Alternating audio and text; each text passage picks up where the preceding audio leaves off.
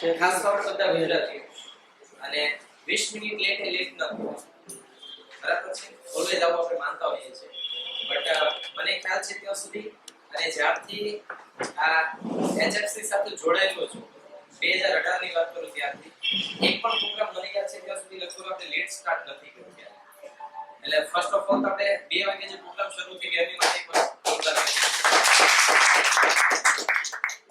આવતા જશે જોડાતા જશે જેને લેવું છે એ આવી ગયા છે જેને એમ છે કે અમને બહુ જ બધી ખ્યાલ છે એ થોડા ક્લિક આવશે અને જેને એમ છે કે ભાઈ આપણને કંઈ શીખવાની જરૂર નથી ખાલી આપણી હાજરી જરૂરી છે એ મહેમાનો સૌથી છેલ્લે રહેશે એટલે આપણે જેટલા આવે બધાનું સ્વાગત કરવાનું છે બટ સૌથી પહેલા આપણે એક ઇન્ડિયન તરીકે ફર્સ્ટ ઓફ ઓલ આપણે બધા પ્રોગ્રામની શરૂઆત આપણે નેશનલ એન્થમ થી કરતા હોઈએ છીએ સો બધા આપણે પોતાના સ્થાન પર ઊભા થઈ જશું અને નેશનલ એન્થમ થી આપણે શરૂઆત કરીશું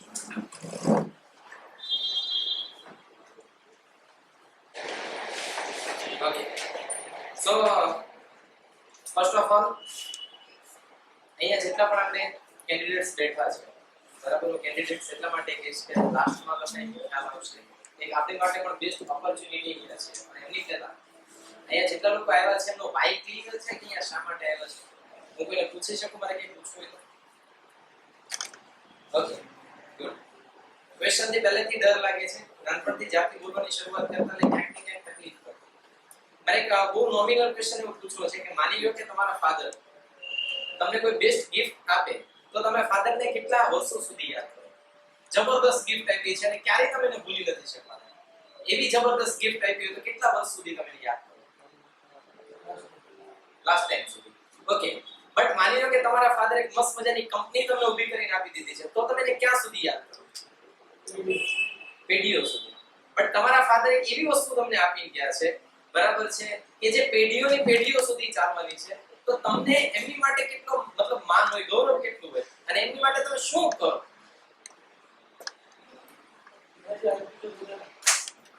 એને જે તમને આપણને આપ્યું છે એની માટે આપણે શું કરીએ મોસ્ટ ઓફ સર તમે નહીં બોલતા ઓકે મારે એમની એ લોકો પાસેથી મારે કંઈ કામ નથી એમની બોલે સાચી બટ મારે તમારા પાસેથી આન્સર જોઈએ છે એક ફ્રેન્ડ ખાલી ચોકલેટ આપે છે તો ઓટોમેટિકલી થેન્ક યુ નહીં કહે છે રાઈટ ઓર નોટ બરાબર છે ફાધર બાઇક લઈ ગઈ છે તો ગોડ ગિફ્ટ્સ કે ફાધર ગિફ્ટ્સ એવું લખીએ છીએ આપણે બરાબર છે અને ત્યાં સુધી રહી છે જ્યાં સુધી બાઇક રહી છે એક સરસ મજામાં આપણને કોઈ વસ્તુ આપી તો વર્ષો સુધી આપણે યાદ રાખીએ છીએ તો એક કંપની આપણને આપી તો ઓલવેઝ આપણે એ કંપનીના દિવસે સાથે ફાધરને પણ યાદ કરીએ છીએ તો આપણને જેને આ વસ્તુ આપી છે અને તમે જે ફિલ્ડની અંદર અત્યારે કામ કરી રહ્યા છો યા તો સ્ટડી કરી રહ્યા છો ત્યાં ફ્યુચરની અંદર તમે એ ફિલ્ડમાં કામ કરવાના છો અને આવી સરસ મજાની વસ્તુ જેને આખી 210 વર્ષ પહેલા આપી છે બરાબર છે અને મારી માટે તો હું આ ફિલ્ડથી બહુ અજાણ હતો આઈ થિંક લગભગ 4 વર્ષ પહેલા બરાબર બાય ધ વે હું ટીચર પ્રોફેશનથી છું બરાબર અને મારે અને પંકજભાઈના રિલેશન જે છે એ આ પેથી આવીને એના કારણે થયા અને મારા ફેમિલીની અંદર જે રિઝલ્ટ્સ મળ્યા છે એ દિવસથી લઈને આ દિવસ સુધી પંકજ સરનો કોલ આવે કે રજનીભાઈ એચએફસી માટે વર્ક છે એટલે મારો એક જ આન્સર હોય સર જ્યાં જરૂર પડે ત્યાં મારું નામ લખો બાય ધ વે હું ખાલી બહુ શોર્ટ રિઝલ્ટ સર શેર કરીશ અને પછી પ્રોગ્રામને મારો સ્ટાર્ટ કરું આજથી 2 વર્ષ પહેલાની વાત છે મારી ડોટર 2 યરની હતી અને ન્યુમોનિયા થયેલો અને મારી સાથે બીજા ડોક્ટર્સ પણ ગણ અને એ બધાએ કીધું હતું કે રજની આને બોટલ સિવાય કોઈ ઈલાજ નથી તું વહેલા વહેલી તકે એમને દવાખાને લઈ જા અને જે ટ્રીટમેન્ટ થતી હોય ને કર એટલે પહેલા મેં પંકજ સરને કોલ કર્યો પંકજ સરે કીધું તમે લઈને ત્યાં આવો અને હીરાબાગીનું જે ક્લિનિક હતું ત્યાં હું ગયો મને કે હું અને મારી વાઈફ બંને ગયા હતા હું ફૂલી પોઝિટિવ હતો કેમ કે મેં રિઝલ્ટ્સ જોયા હતા મારી વાઈફ 50-50% હતી કે ઓટલા ઓપરેશનના કારણે બાય ધ વે ઓટલા ઓપરેશનમાં થોડી વાત મોટી લાઈટ થશે પણ થઈ જશે બાજુવાળા એમ કે અહીંયા જજો પહેલા એમ કે અહીંયા જજો એટલે ત્યાં જતા હતા એટલે મેં મારી વાઈફે ડિસાઈડ કર્યું કે જે થવું હોય તે થાય બરાબર પણ મારી ડોટરને મારે એલોપેથીનું એક પણ ઇન્જેક્શન કે એક પણ ટેબ્લેટ આપવી નથી અને પંકજ સરે એવું કીધું કે અમારી ઉપર વિશ્વાસ રાખો કંઈ જ નહીં થતું અને મને યાદ છે 2 વર્ષની ડોટરને 102 ડિગ્રી સુધીનો ફીવર હતો સરને પણ યાદ છે મને પણ યાદ છે અને મારી વાઈફે ત્યાં સુધી મને કહી દીધું કે તમને તમારા ડોક્ટર ઉપર ભરોસો છે તમારી છોકરીને કંઈક થઈ જશે તો હસબન્ડ વાઈફને બંનેને ઝઘડો થયો છતાં હું ટેક્યો રહ્યો 12 દિવસ સુધી એ ફીવર રહ્યો તો 12 દિવસ પછી ફીવર ગયો બીજા 2 વર્ષ થયા કે અત્યારે મારી ડોટર 4.5 વર્ષની છે, હજી સુધી એક પણ વખત ફીવર આવ્યો નથી. This is અને હું એટલા માટે બોલી શકું કે આજની તારીખે મારી ડોટરને કંઈ થાય ને તો એક જ વસ્તુ કે પંકજ સર કંઈ કરે એને કાંઈ ન હોય તો 3 મહિને મારે ખાલી સ્પેશિયલ મળવા આવવું પડે સરને કે આમને હવે પાછી પેલી જે આપણી મેડિસિન છે ને યાદ આવી છે એમને આપવાની છે. બાય ધ વે મને જેટલો પંકજ સર માટે માન છે એનથી પણ વિશેષ એક એવા વ્યક્તિ માટે માન છે કે જેણે આનો આવિષ્કાર કર્યો, બરાબર છે. અને આપણે કુદરતને કે સાંઈ બાબા ગણી લઈએ કે XYZ વ્યક્તિને લઈ લઈએ કે જેણે સમાજને પોતાનું એક ઉત્તરદાયિત્વ આપ્યું છે. HFC એટલે હોમિયોપેથિક ફોરએવર ચેરિટી એક એવું માધ્યમ છે જે બિઝનેસ એડમિનિસ્ટ્રેશનમાં આવે છે કે દરેક વ્યક્તિએ પોતાના વ્યવસાય ધંધા કે સેવાની સાથે સાથે સમાજનું એક ઉત્તરદાયિત્વ આપવું જોઈએ. અને ઉત્તરદાયિત્વ એટલે કે હોમિયોપેથિક ફોરએવર ચેરિટી. અને ચેરિટીના માધ્યમથી આજે સરસ મજાનો પ્રોગ્રામ થઈ રહ્યો છે કે why homeopathy is simple, fast and effective. આવો જબરદસ્ત પ્રોગ્રામ થવાનો છે ત્યારે આપણા બધાના જેને ગોડ કહી શકાય, હોમિયોપેથીના દુનિયાના જેને ગોડ કહી શકાય એવા ડોક્ટર સેમ્યુઅલ હનેમનને આપણે સરસ મજાના દીપ પ્રાગટ્યથી એમને સન્માનિત કરીશું. અને આજના દિવસે ખાસ એમને આપણે આભાર વ્યક્ત કરી અને દીપ પ્રાગટ્ય કરવું છે. હું ડોક્ટર્સને વિનંતી કરીશ, doctor Pankaj Lakhani sir, doctor Mittal ma'am and doctor Priya ma'am, આપણે બધા જ એમને પ્રેઝન્ટ છે. જ્યાં સુધી આપણે દીપ પ્રાગટ્ય ચાલુ છે ત્યાં સુધી આપણે પ્લે કરીશું. એટલે આપણે એક જબરદસ્ત પ્રોત્સાહન છે અને એટલી જબરદસ્ત છે કે જ્યાં સુધી આપણે આભાર વ્યક્ત કરીએ એટલું ઓછો પડે.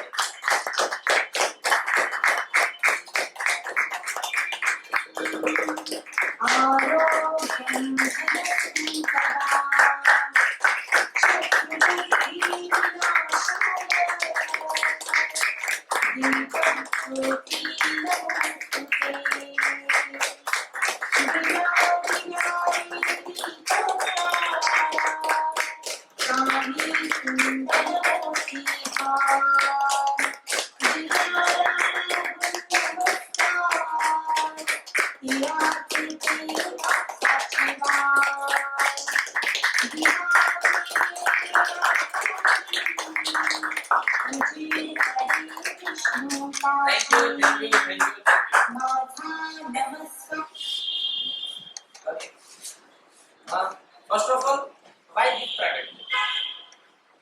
દીપ પ્રાગટ્ય આપણે શા માટે કરીએ છીએ? એની નો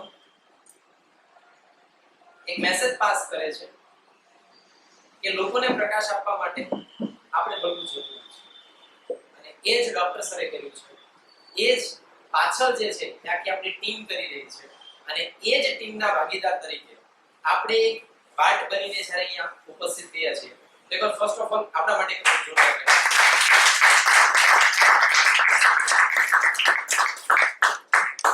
આજનો પ્રોગ્રામ શા માટે, એમ શું છે, બરાબર? એમની પહેલા આજે આપણી વચ્ચે જે પ્રેઝન્ટ થવાના છે, બરાબર છે, કે ત્રણે ડોક્ટર્સનો જો એમના એક્સપિરિયન્સ મને તો બહુ જ બધા છે, બટ જે લોકો ફર્સ્ટ ટાઈમ અહીં આવ્યા છે એ લોકો માટે મારે ખાસ શેર કરવું જરૂરી છે. ડોક્ટર પંકજ લાખાણી સર, જેને BHMS ભાવનગર હોમિયોપેથિક કોલેજમાંથી પાસ આઉટ કરેલું અને MSc બાયોટેક એ લંડનથી પાસ આઉટ કરેલું છે. છેલ્લા 5 વર્ષ હોમિયોપેથિક પ્રેક્ટિશનર તરીકે વર્ક કરે છે. 4.5 વર્ષ હોમિયોપેથિક ફોરએવર ક્લિનિક કરી હીરાબાગ લક્ષ્મી હોટલની બાજુમાં જે ક્લિનિક હતું ત્યાં એમણે વર્ક કર્યું છે. છેલ્લા 6 મહિના હવે જે વર્ડ બોલવાનો છે તમારા માટે કંઈક નવું હશે. હોમિયોપેથિકની અંદર હોસ્પિટલ એવું નામ સાંભળવું એ બહુ રેર કેસમાં સાંભળવા મળે, બરાબર છે. આઈ થિંક તમે લોકો સાંભળ્યું છે કે નહીં મને નથી ખબર, પણ મેં ફર્સ્ટ ટાઈમ અહીંયા સાંભળેલું છે. છેલ્લા 6 મહિના હોમિયોપેથિક ફોરએવર હોસ્પિટલની અંદર જે વર્ક કરી રહ્યા છે અને જે હું ક્યારનો બોલી રહ્યો છું HFC હોમિયોપેથિક ફોરએવર ચેરિટી જેમના ફાઉન્ડર છે એવા એક વખત જોરદાર doctor Pankaj sir Lakhani, doctor Mittal Vaghani જેમણે મહાલક્ષ્મી હોમિયોપેથિક કોલેજમાંથી પાસ આઉટ કરેલું છે. છેલ્લા 2.5 વર્ષથી પંકજ સરની સાથે વર્ક કરી રહ્યા છે અને છેલ્લા 4 મહિનાથી હોમિયોપેથિક ફોરએવર ક્લિનિકમાં પોતે વર્ક કરી રહ્યા છે હીરાબાગ. ત્યાર પછી ડોક્ટર પ્રિયા ચાંચડિયા જેણે સીડી પચ્ચીગર હોમિયોપેથિક કોલેજમાંથી પાસ આઉટ કરેલું છે. છેલ્લા 1.5 વર્ષથી પંકજ સર સાથે કામ કરી રહ્યા છે અને છેલ્લા 3 મહિનાથી હોમિયોપેથિક ફોરએવર ક્લિનિકમાં વર્ક કરે છે. આ બંને ડોક્ટર્સ માટે બધાને હું તમારી વચ્ચે એડવર્ટાઇઝમેન્ટ નહીં કરું, બરાબર છે? એટલે બહુ શોર્ટ ની અંદર હું તમને કહેવા માંગુ છું. ફર્સ્ટ ઓફ ઓલ, જો તમારો વાય ક્લિયર હોય તો અહીંયા બેસવું આપણા માટે સારું છે. એક બહુ શોર્ટ એન્ડ સ્વીટ ઉદાહરણ આપું. બધાય ટ્રેકિંગ આજે નહીં તો કાલે ક્યારેક ને ક્યારેક કર્યું હશે. ટ્રેકિંગ ની અંદર જ્યારે પણ આપણે ગયા હશું, નાઇટ ટ્રેકિંગ કોઈ કરેલું છે? Night trekking, yes, okay, good. આ નાઇટ ટ્રેકિંગ ની અંદર આપણે કોઈ પણ રસ્તો પાસ આઉટ કરવાનો હોય તો આપણે કેવી રીતે કરતા હોઈએ છીએ? ઓકે, ગુડ, નો પ્રોબ્લેમ. સક્સેસ થવું હોય તો આપણે શું કરતા હોઈએ છીએ? Team work, very good.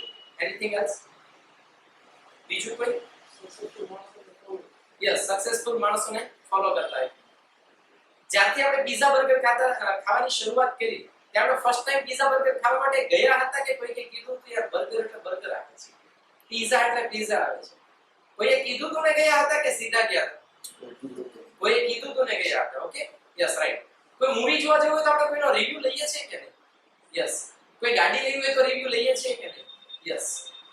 તો આપણે જે ફિલ્ડની અંદર છીએ, હોમિયોપેથિક ફિલ્ડની અંદર છીએ, એમાં કેટલા સક્સેસ લોકોની સ્ટોરી આપણે સાંભળી છે, કેટલાના રિઝલ્ટ્સ છે જે આપણે સાંભળ્યા છે, બરાબર છે? કેવી રીતે આપણને ખબર પડશે કે હોમિયોપેથિક છે, સિમ્પલ છે, ફાસ્ટ છે અને ઇફેક્ટિવ છે? આ ક્યારે ખ્યાલ આવશે? જ્યારે આપણે એના રિઝલ્ટ્સ સાંભળ્યા હશે, એ રિઝલ્ટ્સ કેના આધારે આવ્યા છે એ ખબર પડી હશે, અને ઇફેક્ટિવનેસ જ્યારે આપણને જોવા મળી હશે ત્યારે આપણને ખબર પડશે કે આ કેટલું સિમ્પલ, ફાસ્ટ અને ઇફેક્ટિવ છે. હું વાત કરું છું ટ્રેકિંગની, તો નાઇટ ટ્રેકિંગ કર્યું એ બધાને ખબર હોય કે તમારી આગળ એક કોચ ચાલ્યા જતા હોય. એ કોચના જ્યાં પગલા પડે ત્યાં જ તમારે ડગલું માંડવાનું હોય. જો એ ડગલાની સહેજ પણ તમે આમ તેમ ડગલું માંડો, કેમ કે રાતનું અંધારું હોય, તમને એના ડગલા સિવાય, એના પડછાયા સિવાય કંઈ જ દેખાતું હોય નહીં. જેટલા નાઇટ ટ્રેકિંગ કર્યું છે એ લોકોને ખ્યાલ હશે. અને કોચે ચોખ્ખું કીધું કે તમારી બુદ્ધિ અહીંયા વાપરવી નહીં, બરાબર? અને જો ત્યાં આપણે આપણી બુદ્ધિ વાપરવા જઈએ તો કાં તો નાના મોટા ખાઈમાં જઈએ, યા તો પડવાના ચાન્સીસ રહે, યા તો કંઈક વાગવાના ચાન્સીસ રહે, બરાબર? તો નાઇટ ટ્રેકિંગ નો એક રૂલ્સ છે. એવી જ રીતે કોઈ પણ પેથીની અંદર જાઓ, બરાબર છે, કોઈ પણ બિઝનેસ ફિલ્ડમાં જાઓ કે કોઈ પણ સક્સેસ એરિયામાં જાઓ, એક જ વસ્તુ છે, જે લોકો સક્સેસ થઈ ગયા છે એને ફોલો, બરાબર? તો આજે આપણે એ સમજવાનું છે કે વાય હોમિયોપેથી સિમ્પલ. તો કે સિમ્પલ કેવી રીતે? હું મારી ઘરે જ્યારે મારી ડોક્ટરની મેડિસિન લઈને ઘરે જાઉં કે મને એક જ વસ્તુ કહે, તારા ડોક્ટર તો દર વખતે એક જ આપે કે બીજું કઈ દેતા જ નથી. તો સિમ્પલ કેવી રીતે? બહુ જ બધા ડિઝીઝ બટ મેડિસિન એક જ, બરાબર છે? ફાસ્ટ કેવી રીતે? તો મને 12 દિવસમાં જો ન્યુમોનિયાનું રિઝલ્ટ આટલું ખતરનાક કે સખત મળ્યું હોય, બરાબર છે? મારી વાઈફનું હમણાં કોરોનાનું રિઝલ્ટ પણ એટલું જબરદસ્ત છે, પણ હું નહીં કહું, નહીં તો તમે એમ કહેશો સાહેબ તમારું ઘર છે કે દવાની દુકાન છે એટલે મારે નથી પ્રેઝન્ટ કરવું. બટ હું પંકજ સર સિવાય ક્યાંય ગયો નથી. એનો મતલબ એવો નથી હું પંકજ સરને ત્યાં ઊભો છું વાત કરું છું, બટ એમને ખ્યાલ છે આટલું ફાસ્ટ છે, બરાબર? અને ઇફેક્ટિવ કે 2 વર્ષથી મારી ડોક્ટરને કોઈ પણ જાતની ફીવરની ક્યારેય પણ તકલીફ નથી આવી. તો આનથી બીજી ઇફેક્ટિવનેસ કઈ હોય, બરાબર છે? So first of all, homeopathic forever ચેરિટીનો એમ શું છે? તો સરસ મજાનો તમારી પાસે પાસીસ છે. પાસીસમાં એક બહુ મસ્ત મજાનું ચિત્ર આપ્યું છે, બરાબર? આ પોસ્ટર જે સમજી જાય એ એચએફસી નો આખો જ મિનિંગ સમજી જશે. અમારે એકલા નથી ચાલવું, બરાબર? બધાને સાથે લઈને ચાલવું છે. એટલા માટે આજે આ પ્રોગ્રામ ડિઝાઇન કરવામાં આવ્યો છે. આ 2018 થી જ્યારથી પણ હોમિયોપેથિક ફોરએવર ચેરિટી આવી ત્યાર પછી બહુ જ બધા કાર્યક્રમો કર્યા. પંકજ સર 2 દિવસ પહેલાની જે એક નાની વાત તો સોરી બધા ટાઈમ લઈ લીધો છે, એક મારા કાઉન્સેલિંગ ની અંદર પેરેન્ટિંગ કાઉન્સેલિંગ ની અંદર પેરેન્ટ્સ આવ્યા વેક્સિનેશન ની વાત એટલે મને કે સર હું વેક્સિન નથી લેવાની. મેં કે અમારા ડોક્ટર છે ને પંકજભાઈ એને ના પાડી છે. મને બહુ ગૌરવ ફીલ થયો કે ચાલો જે થાય છે ક્યાંથી ક્યાં ને કેવી રીતે આ હોમિયોપેથિક ફોરએવર ચેરિટી વર્ક કરી રહી છે, બરાબર છે? એ આજે તમને સારાપણે ખબર પડશે કે આ શું છે. હવે બાય ધ વે એક જ વસ્તુ છે, હોમિયોપેથિક ચેરિટી નો એક જ એમ છે કે સૌથી વધારે કોન્ફિડન્સ વાળા ડોક્ટર્સ પ્રેક્ટિસ કરતા થાય, બરાબર? ઘણી જગ્યાએ સાંભળ્યું છે એલોપેથી વાળાએ આપણો ધંધો ચાલુ કરી દીધો છે, બરાબર છે? પણ આજે સવારમાં જે વિડિયો જોતો તેમાં બહુ ક્લિયર વસ્તુ કીધી છે કે હોમિયોપેથી ત્યારે જ વર્ક નથી કરતું જ્યારે સામેવાળો દર્દી ખુલ્લી પોતાના સિમ્પટમ્સ બતાવી નથી શકતો, બરાબર? એક્ઝેક્ટલી ખબર પડી જાય કે આ જ તકલીફ છે. એટલે આપણી હોમિયોપેથીની સિસ્ટમ એવી છે કે લોઢું લોઢાને કાપે. એમ હોમિયોપેથી જે છે ને એની સિસ્ટમ એ જ છે કે તમને સિમ્પટમ્સ ખબર પડી ગયા એટલે ત્યાં બેસ્ટ રિઝલ્ટ આપવાનું છે. સિમ્પટમ્સ જાણ્યા વગર જ્યારે પણ મેડિસિન આપવામાં આવે ત્યારે વર્ક કરતી નથી, બરાબર? તો કેવી રીતે સિમ્પટમ્સને જાણવા, બરાબર છે, એ જ આજના આપણા પ્રોગ્રામની અંદર તમને મોસ્ટ ઓફલી ડિસ્પ્લે કરવામાં આવશે. એન્ડ સૌથી મોસ્ટ ઇમ્પોર્ટન્ટ અમારા માટે અને અહીંયા જેટલા પણ બેઠા છે એ બધા માટે કે experience of world of homeopathy. હોમિયોપેથીની અંદર જેટલા પણ એક્સપિરિયન્સ છે એ બધા શેર કરવા છે. મોસ્ટ ઓફ એક્સપિરિયન્સ શેર કરવા છે અને વાય ક્લિયર કરાવવું છે. ડિસ્ટ્રેક્ટ ના થઈએ એટલા માટે ક્લિયર કરાવવું જરૂરી છે. બાકી સરસ મજાનો રસ્તો ચાલ્યો જતો હોય આપણને થાય 5 મિનિટ આરામ કરી લઈએ. આ હોમિયોપેથીની અંદર આવી ગયા એટલે એમબીબીએસ વાળા ઘણી વખત કહેતા હોય કે તો હોમિયોપેથીમાં જો ત્યારે એને ગૌરવથી ફીલ થવું જોઈએ કે ભાઈ જે છે એમાં બેસ્ટ છે. કેમ કે ત્યારે જ કહી શકીશું જ્યારે આપણે સરસ મજાના આવા પ્રોગ્રામની અંદર બેઠા હશું ને આપણે રિઝલ્ટ્સ જોયા હશે. તો વધારે મેક્સિમમ મારે તમારો ટાઈમ નથી લેવો. એક છેલ્લું ઇન્સ્ટ્રક્શન મારે તમને આપવું છે કે અહીંયા આપણે જ્યારે બેઠા છીએ ત્યારે ન કરે નારાયણને કે ઇમરજન્સી આવે તો ચિંતા કરવાની જરૂર નથી. આપણી પાસે બે ડોર છે. ત્યાં લાસ્ટમાં જે છે ઇમરજન્સી ડોર છે અને ફ્રન્ટ ડોર જે છે આપણે બહાર જવા માટેનો ડોર છે. સરસ મજાના અહીંયા ફાયર સેફ્ટીના ઇક્વિપમેન્ટ પણ છે. એ પણ ચિંતા કરવાની જરૂર નથી. બેઠા હોય 1.5 કલાક બેસવાનું છે, તકલીફ પડશે, બરાબર છે. તો પાણી પીવાની વ્યવસ્થા એટલે સરસ મજાના ભગવાન લીધા છે, જે દર્શન કરીને બાજુમાં પાણી પી શકો છો. અને ટોયલેટની વ્યવસ્થા બેક સાઈડ કરવામાં આવી છે. બટ હું પ્રોગ્રામ એવું સ્ટાર્ટ નહીં કરું. પ્રોગ્રામ સ્ટાર્ટ કરવા માટે મારે તો પહેલા ત્રણેય ડોક્ટર્સને બોલાવવા માટે તમારી જોરદાર ક્લેપિંગ જોઈશે અને ક્લેપિંગ બાદ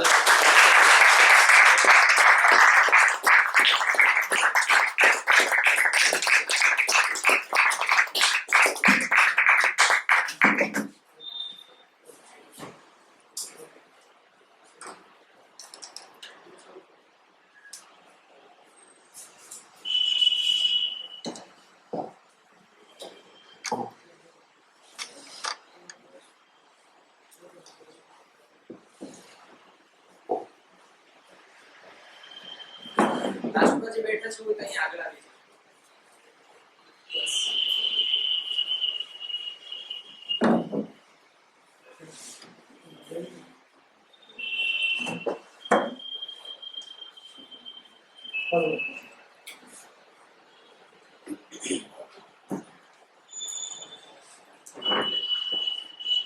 Audible?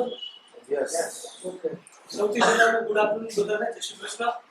અને તમારો ખૂબ ખૂબ આભાર કે રવિવારનો સમય કાઢી તમે કંઈક એવું જાણવા માટે, કંઈક શીખવા માટે અહીંયા ભેગા થયો છો. સાહેબ વચ્ચે અમુક જગ્યાઓ ખાલી છે, તો પાછળ જેટલા મિત્રો બેઠા છે એને રિક્વેસ્ટ છે કે આગળ કે જગ્યા અહીંયા છે, એ જગ્યા અહીંયા છે, અહીંયા પણ આપણી જગ્યા છે.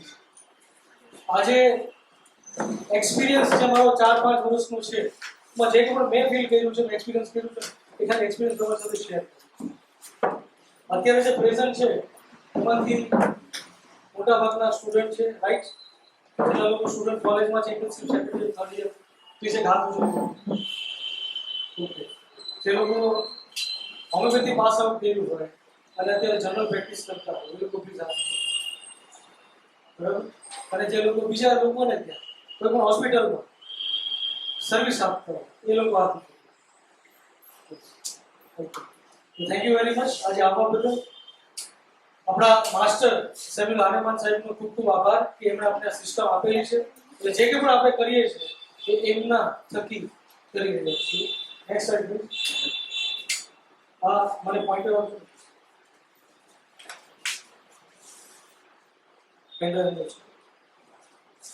અમારા ગુરુ છે ડોક્ટર પ્રશાંતભાઈ શાહ, રાજકોટ, ડોક્ટર સમીરભાઈ ભટ્ટ અને કમલેશભાઈ. તો આ વસ્તુ ખાલી વિચારજો કે આપણી પાસે માર્કેટમાં પૃથ્વી ઉપર જ્યારે તાવ ઉતારવા માટે પેરાસિટામોલ અવેલેબલ છે, લો એટલે ઇફેક્ટ તો કન્ફર્મ જવાની જ છે. Within half an hour pure temperature down થવાનું શરૂ થઈ જશે. જો આવું સિમ્પલ વસ્તુ છે અવેલેબલ, તો પછી હોમિયોપેથીથી તાવ ઉતારવાની જરૂર છે. બરાબર છે? પેરાસિટામોલ અવેલેબલ છે, તમારે ટ્રાય કરવાની જરૂર નથી. તમે આપશો એટલે ટેમ્પરેચર ડાઉન થવાનું છે, કન્ફર્મ છે. તો પછી હોમિયોપેથી આપવાની જરૂર છે. પહેલા કેસથી સમજીએ. 13 વર્ષનું બાળક છે, એકચ્યુઅલી આ કેસ આવ્યો તો વાય એક મારા મિત્ર છે જે હોમિયોપેથી પ્રેક્ટિસ કરે છે અને એમના મિત્ર છે જે જનરલ પ્રેક્ટિસ કરે છે, બરાબર છે. તો એમના ભત્રીજાને એપેન્ડિસાઇટિસની તકલીફ થઈ. હવે તકલીફ 2-3 દિવસથી થાય છે. એ લોકો આખું જોઈન્ટ ફેમિલી છે, સાથે રહે છે બધા. એટલે સમજી શકો કે 13 વર્ષનું બાળક છે, જોઈન્ટ ફેમિલી છે, ઘરમાં એક ડોક્ટર છે. બાળકને તકલીફ થાય છે કે પેટમાં સિવિયર દુખાવો થાય છે, વોમિટિંગ થાય છે, ડાયરિયા થાય છે, પેટમાં દુખે છે. પેટમાં જ્યારે દુખે ત્યારે રાડો નાખે. રાડો કઈ રીતે નાખે? પેટમાં દુખે છે, પેટમાં દુખે છે. રાડો જોરથી પાડે એટલે ઘરની સિચ્યુએશન સમજાય છે શું થાય? ઝડપથી આનો દુખાવો બંધ કરો. હાઈ ગ્રેડ ફીવર હોય, પેટમાં દુખતું હોય, ઝાડા હોય, ઉલટી હોય, અને રાડો પડે સીધી વસ્તુ છે. બાળકને કંઈ ખાધું ન હોય 2-3 દિવસથી તો પેનિક ક્રિએટ થાય. એટલે 2-3 દિવસથી પેઇન કિલર આપીને કામ ચાલતું હતું, પણ તકલીફ દિવસે દિવસે વધતી જતી હતી. પછી ડોક્ટર સાહેબે એવું નક્કી કર્યું કે આપણે જનરલ સર્જનનો રેફરન્સ લઈએ, ઓપિનિયન લઈએ કે શું પ્રોબ્લેમ. જનરલ સર્જન સાહેબને બતાવ્યું એટલે રિપોર્ટ કર્યા. ઇન્વેસ્ટિગેશનમાં ખબર પડી કે એક્યુટ એપેન્ડિસાઇટિસનો પ્રોબ્લેમ છે અને રિપોર્ટ કરાવ્યા તો ખબર પડી કે આ રિપોર્ટ છે. ટોટલ કાઉન્ટ 19,900 છે. CRP 87 છે. બરાબર? આટલી સિચ્યુએશન હોય, એપેન્ડિસાઇટિસ હોય, ટર્મિનલ ઇલિયમ અને સિકમ પણ સિવિયર ઇન્ફ્લામેશન અને સ્વેલિંગ હોય તો શું કરીએ છીએ? એપેન્ડિસાઇટિસ માટે એપેન્ડિક્સ રિમૂવ કરવા છે. સલાહ આપી કે આ કેસમાં મેડિસિનથી નહીં આવે, તમારે આને સર્જિકલી રિમૂવ કરવું પડશે. હવે બધું ફાઇનલ કરી નાખ્યું, પ્રી ઓપરેટિવ પ્રોસિજર થઈ ગઈ, રિપોર્ટ્સ બધા થઈ ગયા અને એ દિવસે સર્જરી કરવાની હતી ત્યારે પેલા ભાઈ રેફરન્સ કે આવો ઇશ્યુ હોય તો હોમિયોપેથીમાં ટ્રીટ થાય જ છે ઓલરેડી, તો એ કરો ને તમે. એટલે એમણે કીધું કે એક કામ કરો, તમે મારા મિત્ર છે તે આ રીતે પ્રેક્ટિસ કરે છે અને રિઝલ્ટ આપે છે, તમે એમનો સંપર્ક કરો. કેમ કે એમના નોનમાં છે, એમને એમ હતું કે ક્લોઝ રિલેટિવ છે તો હિસ્ટ્રી આપવામાં કદાચ થોડી પ્રોબ્લેમ થઈ શકે. એટલે એમણે રેફરન્સ આપી દીધું અને એ જ દિવસે વાત થઈને એમનો ફોન આવ્યો. કીધું સાહેબ ખાલી એમની એન્ઝાઇટી તો હોવાની છે, પહેલી વાર રેફરન્સ આપે છે તો એન્ઝાઇટી થશે કે નહીં થાય, બગડ્યું તો તકલીફ થશે તો સાહેબ ખાલી 24 કલાક આપ્યું. 24 કલાકમાં તમને ખ્યાલ આવી જશે તમારે આગળ શું કરવું. એટલે પેશન્ટને લઈને આવ્યો અને હિસ્ટ્રી લીધી. તો પેશન્ટ જ્યારે આવ્યું હોસ્પિટલમાં તો વાતું ચાલતું વાતું પેનિક મોડ. શું કામ પૂછ્યું તો આ રીતે શું કામ ચાલે છે? તો કે પેટમાં સખત દુખે છે અને વાકો વળી ચાલુ તો મને ફાયદો. એક સિમ્ટમ મળી ગયું. ઓકે. બીજું પેઇન જે થાય છે આપણે પૂછ્યું તો કે પેઇન છે ને પલ્સેટિક પેઇન છે, લવકારા. લવકારા ક્યાં મારે છે? કોઈ ઘડીક આયા દુખે, ઘડીક આયા દુખે, ઘડીક આયા દુખે, પાછું આયા દુખે, ક્યારેક પાછું આયા હોય, ક્યારેક અહીંયા દુખે, ક્યારેક આયા દુખે, અહીંયા સુધી પણ આવે. બરાબર? આનો મતલબ શું થાય? પેઇન માર્કિંગ છે, પલ્સેટિંગ છે. બીજું શું કીધું? Bending forward એલ્યુરેશન.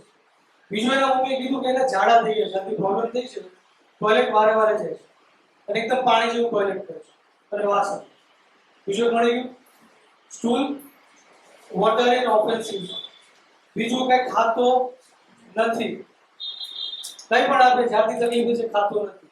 હજી એક સિમ્ટમ મળી ગયું પાણીની તરસ છે પણ એનર્જી લેવલ સાવ ડાઉન, ખાટલા ઉપર જ છે.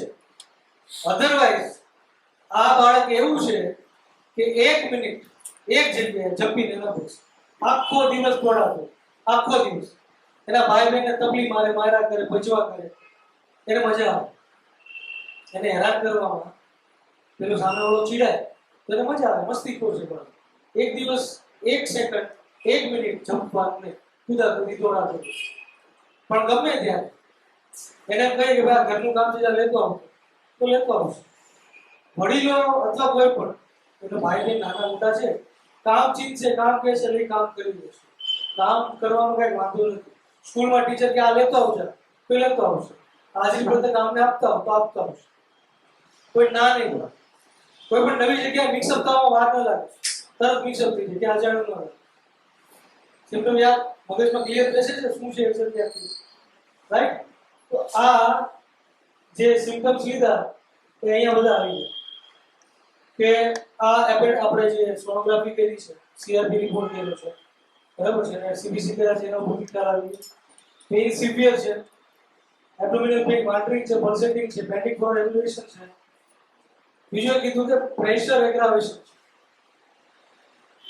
સૂતો હોય તો એક બાજુ પડખું નથી ફરી શકતો, ઊંધો નથી સૂઈ શકતો, એના પર વજન પણ ના આપી શકે. વજન આપો એટલે સિવિયર પેઇન એગ્રાવેટ થાય. બીજું છે થર્સ્ટી પેશન્ટ છે, ડાયરિયા મેં તમને કીધા હેપેટાઇટિસ. આ જે મેન્ટલ બેકગ્રાઉન્ડ કીધું છે કે જ્યારનું તકલીફ થયું છે ત્યારનો બેડ ઉપર જ છે. અધરવાઇઝ જે પ્લેફુલ માણસ છે, જોવિયલ છે, એના મમ્મી એક શબ્દ યુઝ કર્યો અને આખા સ્વભાવ માટે કે મોજીલો માણસ. સોસાયટીમાં બધા બાળકોને ઓળખતા છે, બધા ઘરવાળાને ઓળખતા છે, બધા બાળકને ઓળખે. ડીજે વાગે શરૂ થાય, માઇક ટેસ્ટિંગ ચાલતું હોય તો સૌથી પહેલા ત્યાં જ ડિસ્કો કરવાનું શરૂ કરી દીધું. માઇક ટેસ્ટિંગમાં ડિસ્કો કર્યો. આ બાળક છે બરાબર, ફૂલ એક્ટિવ એનર્જેટિક જોઈએ. ઈ બાળકને જ્યારે તકલીફ થઈ, એક્સાઇટિંગ ફેક્ટર આપણે નથી ખબર, હિસ્ટ્રીમાં નથી ખબર, પણ કોઈ પણ રીઝનથી ડેવિએશન આવ્યું, તકલીફ થઈ તો આ સિમ્પટમ પ્રોડ્યુસ થયા કે જે વ્યક્તિ એનર્જેટિક હતો એની એનર્જી સાવ ડાઉન થઈ ગઈ, બેડ ઉપર પડ્યો. અને પેઇન જ્યારે થાય ત્યારે શાઉટિંગ, ગાળો નાખે, બરાબર? તો મેડિસિન આપી તો પછી આ કન્ડિશનમાં તમે શું એક્સપેક્ટ કરો? કેટલા ટાઈમ કન્ડિશન હોય? પેશન્ટ કમ્ફર્ટ લેવલ સ્ટાર્ટ થાય તો કેટલા ટાઈમમાં થવું જોઈએ? એક્સપેક્ટેશન શું છે? કોઈ બોલશે? હા, appropriate medicine within 1 day. Yes, medicine right હોય છે. આપનું કેવું છે? એક દિવસમાં પેશન્ટ કમ્ફર્ટ લેવલ સ્ટાર્ટ થઈ જવું જોઈએ. બીજા કોઈને Otherwise, it may be perforate. Yes, risky case કહેવાય. પોસ્ટ સર્જિકલી એડવાઇસ આપી હોય, બરાબર ને? તો આ કેસમાં કેટલું એક્સપેક્ટેશન રાખશો? કેટલા ટાઈમમાં તમને રિઝલ્ટ મળે?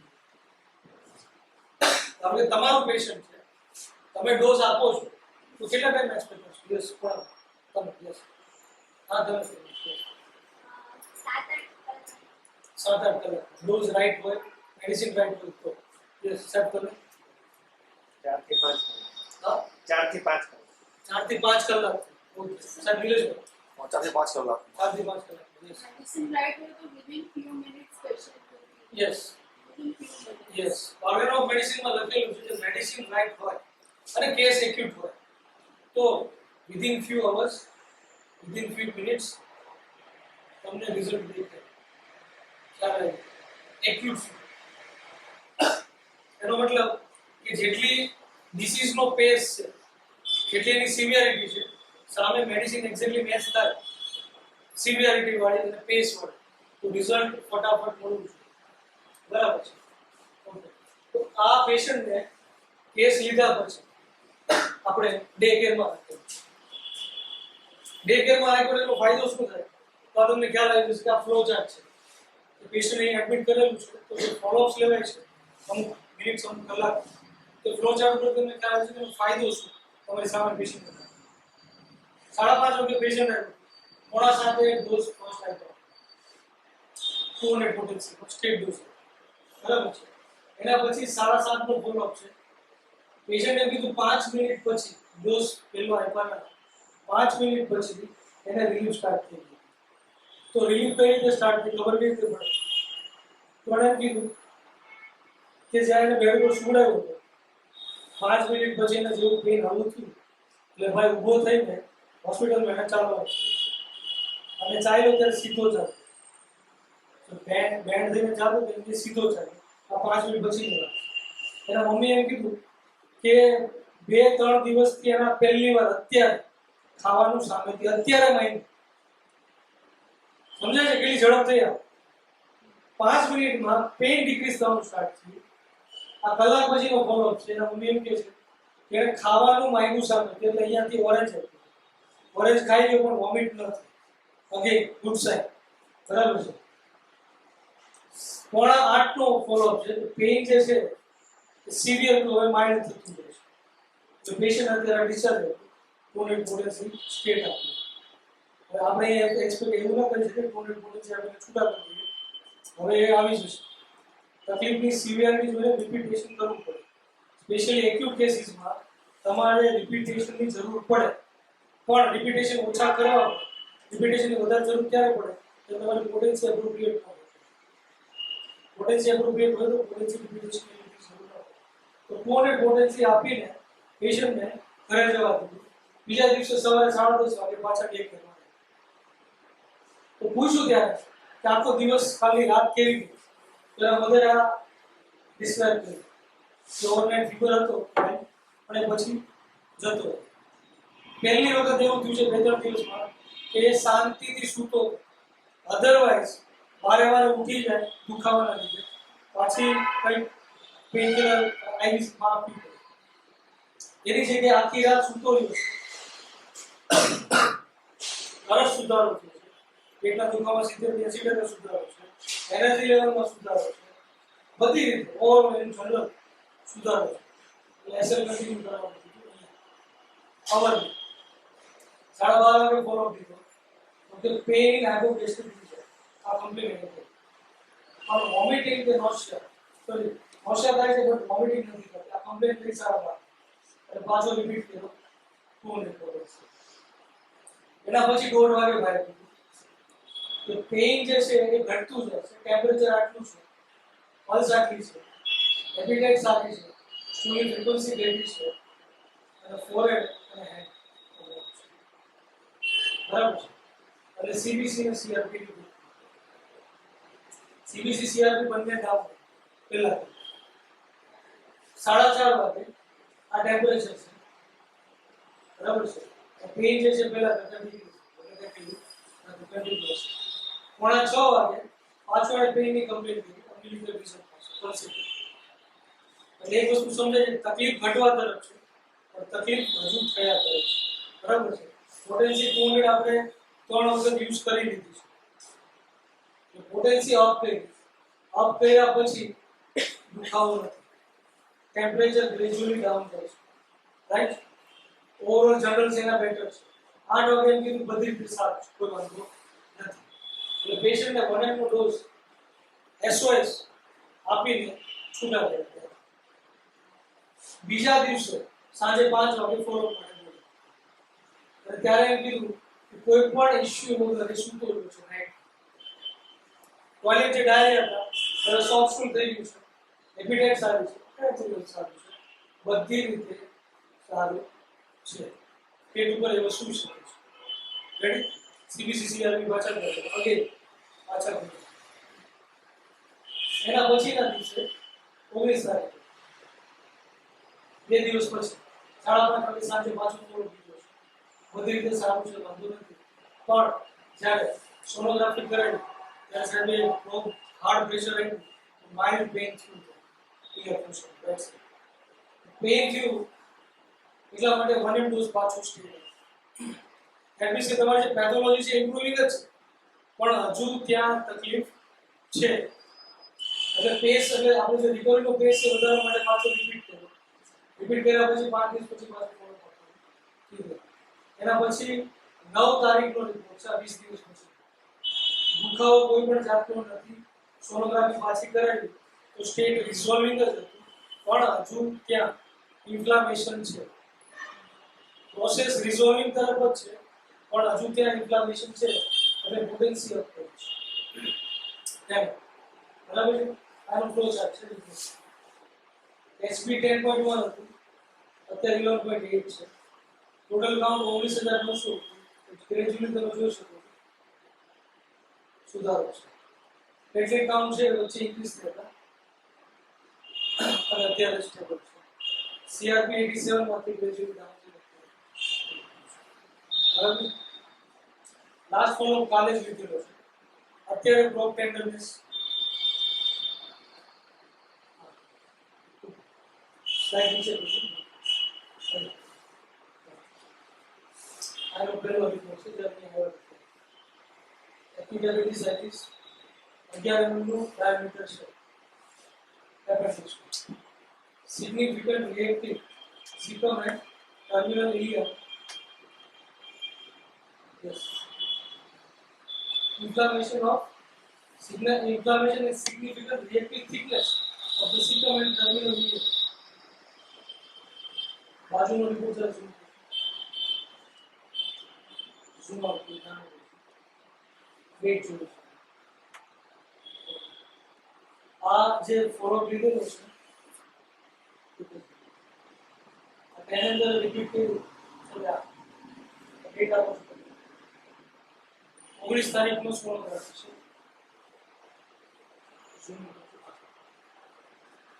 ઇન્ફ્લામેશન છે ડાયામીટર ઘટ્યો છે ઇન્ફ્લામેશન હજુ છે પ્રેઝન્ટ છે ત્યાર પછી ટેનિનનો ડોઝ આવ્યો છે ત્યાર પછી પ્રેશર કરવાથી હાર્ડ પ્રેશર કરવાથી પણ પેઇન નથી એટલે અઠવાડિયા પછી જ્યારે એનો રિપોર્ટ કરાવશો ત્યારે ખબર પડશે કે જે થિકનેસ છે ઇન્ફ્લામેશન છે એ સાવ નીલ થઈ ગયું છે નહીં અત્યારે પેશન્ટમાં કોઈ પણ જાતના સિમ્પટમ્સ છે નહીં કોઈ નવા સિમ્પટમ પણ નથી બેક ટુ નોર્મલ જેવો એનર્જેટિક હતો જેવી ભૂખ હતી તરસ હતી જેવો સ્વભાવ હતો બધું પાછું બેક ટુ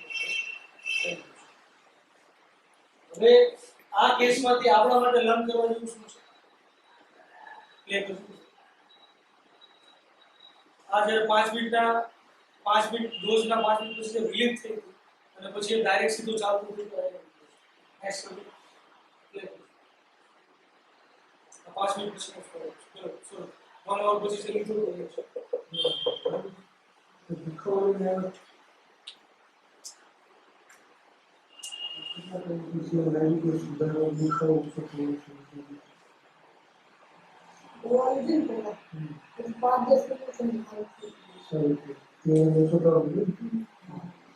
ભૂખ પણ લાગી ને 3 દિવસ સુધી ખાધું નથી અને જે ભૂખ પતંગ લાગી એટલે જે ફ્રૂટ આપ્યું ને એટલે પાણી પીએ તો એટલું થોડું ખાલી પાણી પીવું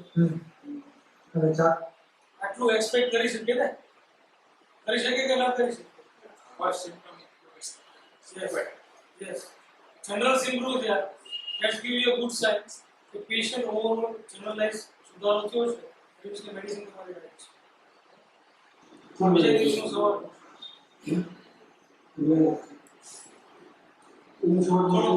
વિડિયો રન કરી ક્લિક કરજો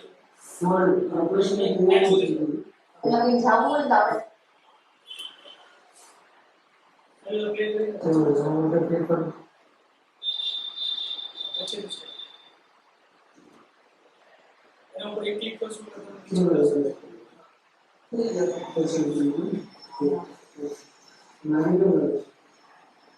આજે તો સાથે જાવ એ માટે તો નીચે નહોતો મળ્યો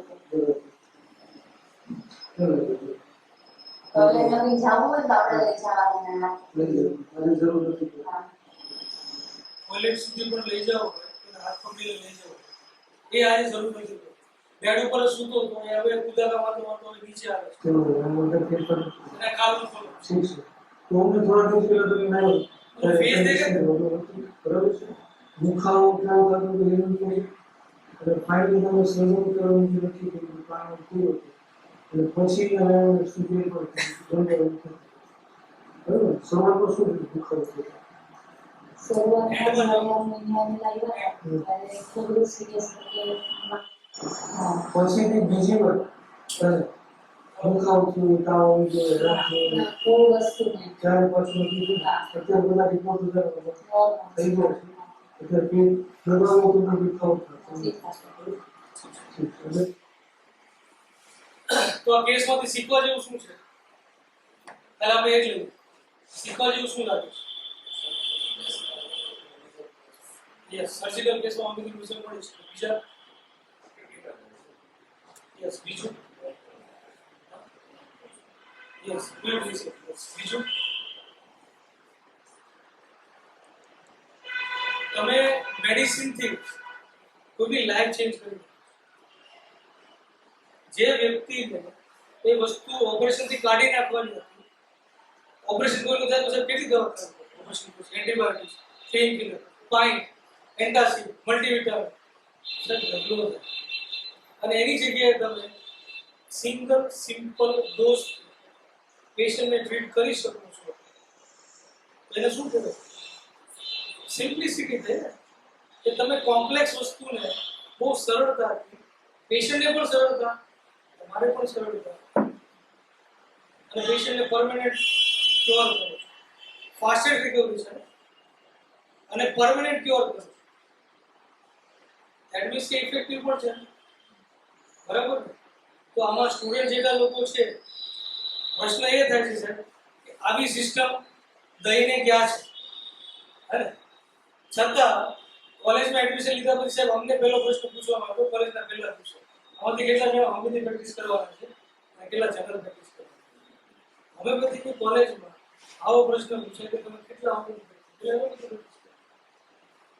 અને ત્યારે સાહેબ 95% હાથ ઊંચા હોય કે અમે જનરલ પ્રેક્ટિસ કરતા છે. શું કામ? કેમ કે અત્યાર સુધીમાં અમને ખબર જ નથી કે હોમિયોપેથીમાં રિઝલ્ટ મળે છે, નથી મળતું, કામ કરે છે, નથી કરતું, કેમ કે ઓપીડીમાં પેશન્ટ જ નથી હોતા. આ તો હોય, પણ જે લોકો તમને ભણાવી રહ્યા છે એ તમારો એન્થુસિયાઝમ ઉપર જ કરી શકે કે ભાઈ આ પેશન્ટ છે, એને આ ટ્રીટ કર્યું છે, તો તું હોમિયોપેથી કરીને આની છે. તમને લાગે છે કે સોસાયટીમાં હોમિયોપેથી ડોક્ટરની જરૂર છે? સંખ્યા વધવી જોઈએ લાગે છે? લાગે છે તો છે કેટલી એકચ્યુઅલી છે? અમારા કોલેજમાં, અમારા ક્લાસમાં, તમારા ક્લાસમાં સાહેબ કેટલા જણા છે હોમિયોપેથી પ્રેક્ટિસ કરતા? 3 to 4 100 નો બેચ હતો, 100 નો બેચ. તમારે તમે સેમ જ કરશો, right? તમારે 75 નો બેચ હતો. કેટલા જણા પ્રેક્ટિસ કરતા? હા, ક્લાસિકલ અછત છે, પારો ભારત છે. આવા રિઝલ્ટ હોવા છતાં બીજો કેસ છે. ભારત હા જે વેલાઇટ સાઈડ રેસિડેન્સી આવે હા તો આપણા રેસિડેન્ટ બીજું તમે વાત કરી કે ટીચિંગ સર પોતે ઇનકેપેબલ હોય તો તમને શું આપે? યસ મોટિવેશન તમે કીધું મોટિવેશન ક્યાંથી મળે? Yes residency is the main thing. એટલે આપણે જેટલા લોકો પ્રેક્ટિસ કરીએ છીએ અથવા તો કરવાના તો એ જવાબદારી કોની છે? આપણી જ જવાબદારી કે સોસાયટીમાં હોમિયોપેથી ડોક્ટરની સંખ્યા વધવી જોઈએ અને એ પણ સારા. લગભગ બોરિંગ બધા જ હોય છે. બોરિંગની મુક્ત બધા જ હોય છે. બોરિંગ મુક્ત બધે બોરિંગની વાત ખબર છે ને? બોરિંગની સારું છે. Boring is the father of modern medicine. William Osler Boring. લોર્ડ્સ નોડા યસ રોમેટિક યુરોપ યસ આના નામ પહેલા એવું હતું વિલિયમ હોસ્ટર પહેલા એનો પહેલા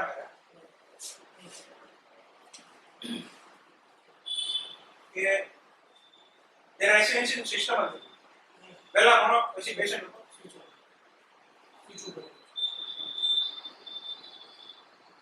પહેલા ભણો અને પેશન્ટ ઉપર એપ્લાય કરો પછી વિલિયમ હોસ્ટર આવ્યા પછી ભણતા જાઓ પેશન્ટ ઉપર શીખતા ભણતા જાઓ શીખતા એટલે રેસિડેન્સી ત્યાંથી કરો બરાબર રાઈટ લગભગ વર્લ્ડ વોર 1 પહેલા ઓકે ત્યાર પછી રેસિડેન્સી સિસ્ટમ રેસિડેન્સી આપણામાં નથી એ મોટો આપણો પ્રોબ્લેમ રાઈટ એટલે કોન્ફિડન્સ ક્યારે ક્રિએટ થાય એમાં પેશન્ટ ઉપર જો તો થશે યસ યસ તમે એમાં લેક્ચરમાં તમે કીધું it is very difficult on practical from day 1 તો તમે 3 વર્ષ એમાં જ મહેનત કરી હોય યસ તો તમને ઈઝી પડે તો કોન્ફિડન્સ ગેઇન યસ તો ભાવેશભાઈ રેસિડેન્સી ડેવલપ કરવા માટે ભાવેશભાઈ આપણી હેલ્પ કરશે અને આપણે પૂરેપૂરી હેલ્પ લઈશું અને ભવિષ્યમાં રેસિડેન્સી ડેવલપ થશે કે એકેડેમી જે હોય ને એકેડેમીમાં રેસિડેન્સી ડેવલપ કરી શકે છે. આપણે અહીંયા એમડી ની જે સિસ્ટમ છે Yes. એમડી રેસિડેન્સી કોણ કરે એક્ચ્યુઅલ જે એલાઇન સાઈડ વાળા લોકો કરે 24 કલાક જાગીને yes patient emergency handle Yes. એવી રેસિડેન્સી આપણે નથી કરી. એ પણ ક્યારે થશે જ્યારે તમને અંદરથી એવું જૂનું હોય કે હોમિયોપેથી જ કરવું છે, શીખવું છે અને ના છૂટકે ગમે તે રીતે જેટલો ભોગ આપવો પડે એ આપવો છે કે ત્યારે થશે. બહુ વધારે વાત નહીં કરી. નેક્સ્ટ કેસ છે કેસ ઓફ ટીનિટસ. ડોક્ટર પ્રિયાબેનને રિક્વેસ્ટ કરીશ કે આ કેસ સ્પેસિફિક કરો. એ જે રેસિડેન્સી કરશો ને એ એક્ચ્યુઅલી 15 ની અંદર અત્યારે અવેલેબલ યસ આપણી વિશે સમજદારી કરવી જોઈએ. આપણે ગુજરાતમાં નથી મુંબઈ ભાવનગરની અંદર છે. તમે કરીને આવશો લગભગ એટલે તમને અનુભવ કેવી ફરક પડે આ તો જે લોકો સ્ટુડન્ટ છે જે લોકોને રિયલ સ્ટડી કરવું છે તો ત્યાં ઓપ્શન એમડી કરી શકે first grade Good afternoon, everyone. This is a case of a tinnitus, 37-year-old female. પહેલા તો જોવા જઈએ તો આ ફિમેલ બેકગ્રાઉન્ડ ફિમેલ એવું છે પેશન્ટ જે છે એનું બેકગ્રાઉન્ડ કંઈક એવું છે કે એની હેલ્થની એન્ઝાયટી એટલી છે કે થોડું પણ નાનું વસ્તુ કઈ વસ્તુ થાય ને ઘરમાં કોઈ પણ સભ્યને કે પોતાને કંઈ પણ થાય એટલે ઝડપથી દવા લઈ લો. કંઈક વધી જશે તો આમાંથી કંઈક મોટું થશે તો ઘરમાં શું થશે કે એમને પોતાને કંઈક તકલીફ થશે તો ઘરના સભ્યની સારવાર કોણ કરશે અથવા તો ઘરના સભ્યને કંઈક થશે તો પછી આગળ જતા વધશે તો શું થશે એમ અને એન્ઝાયટી એટલી છે પેશન્ટને. તો આ પેશન્ટને જો કદાચ નાની એવી તકલીફ થઈ હોય અથવા તો હાલની જે સિચ્યુએશનમાં જોઈએ એ રીતે જો ઘરમાં કોઈને કોવિડ પોઝિટિવ આવ્યો હોય તો એ પેશન્ટની હાલત શું હશે જે અત્યારે સરાઉન્ડિંગની જે સિચ્યુએશન હમણાં ગઈ થોડા મંથ પહેલાની એ રીતના જો ઘરમાં એક જણાને પણ આવે એટલે એમ થાય કે હવે શું કરશું બીજાને થશે તો મને થશે તો પછી આગળ શું કરીશ એમ. તો આ જે પેશન્ટ છે એમના જ ફેમિલીમાં એક મેમ્બર્સને કોવિડ પોઝિટિવ આવ્યો તો એની એલોપેથિક ટ્રીટમેન્ટ જે રીતે રૂલ્સ પ્રમાણે જે જતી હોય એ બધી શરૂ થઈ અને એના સિમ્ટમ્સ પણ એ પેશન્ટે ફીલ કરેલા છે કે આ વ્યક્તિને આવું થાય છે. તો એ જ સમય દરમિયાન એમને તકલીફ શરૂ થઈ. તકલીફ ખાલી એટલી જ હતી કે હેડેક હતું, થોડી ઠંડી લાગતી હતી અને વીકનેસ હતી. તો એટલી તકલીફ લઈ ગયા તો એને એવું ચિંતા થઈ કે મને જો થઈ જશે કોરોના તો પછી આગળ એડમિટ થવું પડશે અને બીજી બધી ચિંતા જે હોય તો આ કમ્પ્લેન અને આ એન્ઝાયટી સાથે પેશન્ટ ફિઝિશિયન પાસે જાય છે. તો ઓબ્વિયસ છે કે ફિઝિશિયન પાસે જે પેશન્ટ કમ્પ્લેન એક્સપ્લેન કરે એ પ્રમાણે જે કંઈ કોરોનાના રેગ્યુલેશન પ્રમાણે મેડિકેશન આવતું હોય એ ડૉક્ટર પ્રિસ્ક્રાઇબ કરવાના જ છે. તેમણે મેડિકેશન સ્ટાર્ટ કરી તો મેડિકેશન શરૂ કરી એના પછીનું આપણે જે જોઈએ સિચ્યુએશન પેશન્ટને કમ્પ્લેન જ્યારે થઈ હતી હેડેક ચીલીનેસ અને વીકનેસની એ 12 ઓક્ટોબરની કમ્પ્લેન છે જેના ટ્રીટમેન્ટમાં જે પ્રમાણે રેગ્યુલેશનમાં જતી હોય એ પ્રમાણે એચસીક્યુ અને ક્લોનોટ્રિલ આ બે ટ્રીટમેન્ટ શરૂ કરી અને આ સિવાયની જે પેરાસિટામોલ કે વોટ એવર સિમ્પ્ટોમેટિક ટ્રીટમેન્ટ છે એ હતી. તો 12 ઓક્ટોબરે ટ્રીટમેન્ટ શરૂ કરી અને 15 ઓક્ટોબરે પેશન્ટને કમ્પ્લેન શરૂ થઈ ટિનિટસની કે કાનમાં સતત અવાજ આવે છે. તો અવાજ આવવાની સાથે સાથે કાનનો અવાજ એમને એટલો મતલબ હેરાન કરતો હતો અને આ 15 ઓક્ટોબર પછીથી એમણે ઈએનટી ડોક્ટર્સ પાસેથી બધી ટિનિટસ માટેની ટ્રીટમેન્ટ શરૂ કરી. તો જે આ પેશન્ટની તકલીફ છે આપણે પેશન્ટના વર્ડ્સમાં જોઈએ.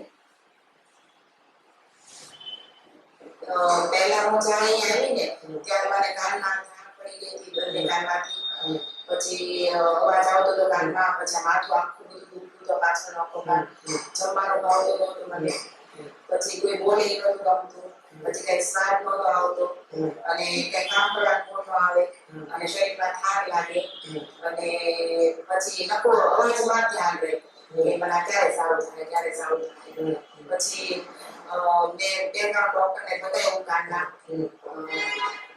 થાય વિપુલ કટારિયા સાહેબ છે પછી બીજા મેડમ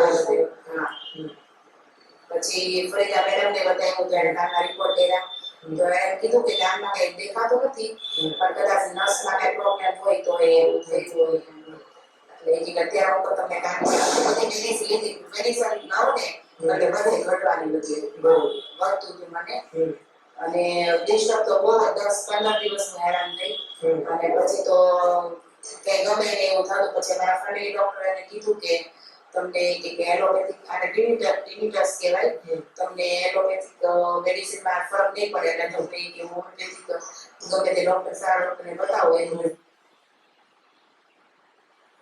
જોયું પેશન્ટે જે કમ્પ્લેન કીધી એ કમ્પ્લેન ટિનિટસથી શરૂ થઈ હતી પણ એના લીધે જે બધી કમ્પ્લેન પેશન્ટે જે કીધી એ કંઈક આ પ્રમાણે છે ટિનિટસની સાથે headache moodless no desire to do any activities appetite diminish taste diminish thirstlessness weakness અને સોલ ફીલ કોલ્ડ. તો આ સિમ્ટમ્સ છે ફિઝિકલ એ અને એ સિવાય મેં તમને જે મેન્ટલ આગળ એક્સપ્લેન કર્યું કે એન્ઝાઇટી અબાઉટ હેલ્થ અને ફેમિલી મેમ્બર્સ અને એની સાથે બીજા જે ઇમ્પોર્ટન્ટ વસ્તુ છે એના મેન્ટલ કેરેક્ટર મેં છે સિમ્પેથેટિક રિપીટ ડિસ્પોઝિશન અને ફાસ્ટિડિયસનેસ આ વસ્તુ કન્સિડર કરીને મેં 23 ઓક્ટોબરે મેડિસિન આપેલી છે 200 નો ડોઝ આપેલો છે.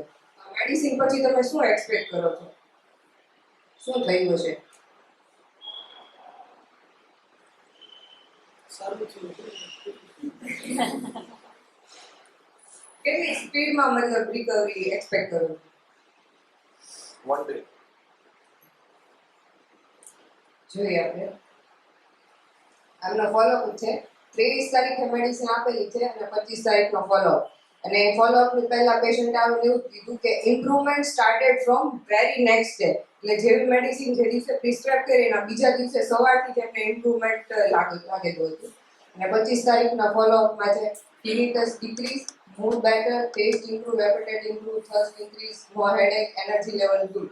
મતલબ ઓલ ઓવર પેશન્ટ બેટર હતું. અને એના 2 દિવસ પછીનો ફોલોઅપ 27 તારીખનો છે.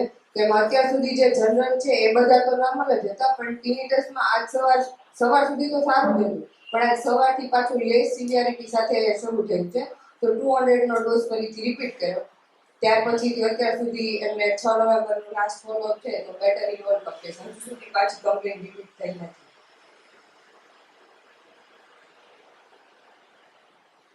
એક વીસ પહેલા ત્યાં મને કામ એક વીસ કહેવાય તમને એલોપેથિક ગમે તે ડોક્ટર સારા ડોક્ટરને બતાવો એનું રિઝલ્ટ વધારે છે.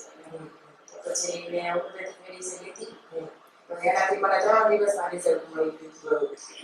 પછી 3 દિવસમાં તો મને સારું થઈ ગયું, ફરક પડી ગયો ઘણો.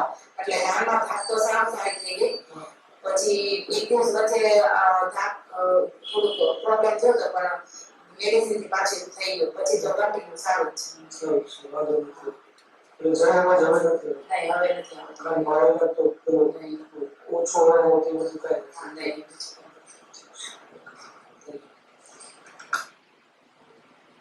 આ કેસ પરથી તમને શું શીખવા મળે? એક તો પેશન્ટને બીજા દિવસથી ઇમ્પ્રુવમેન્ટ સ્ટાર્ટ થઈ ગયું હતું. એ સિવાય ટીનિટસની કમ્પ્લેન છે તો ટીનિટસની કમ્પ્લેનમાં કોઈ સોલ્યુશન ખરા?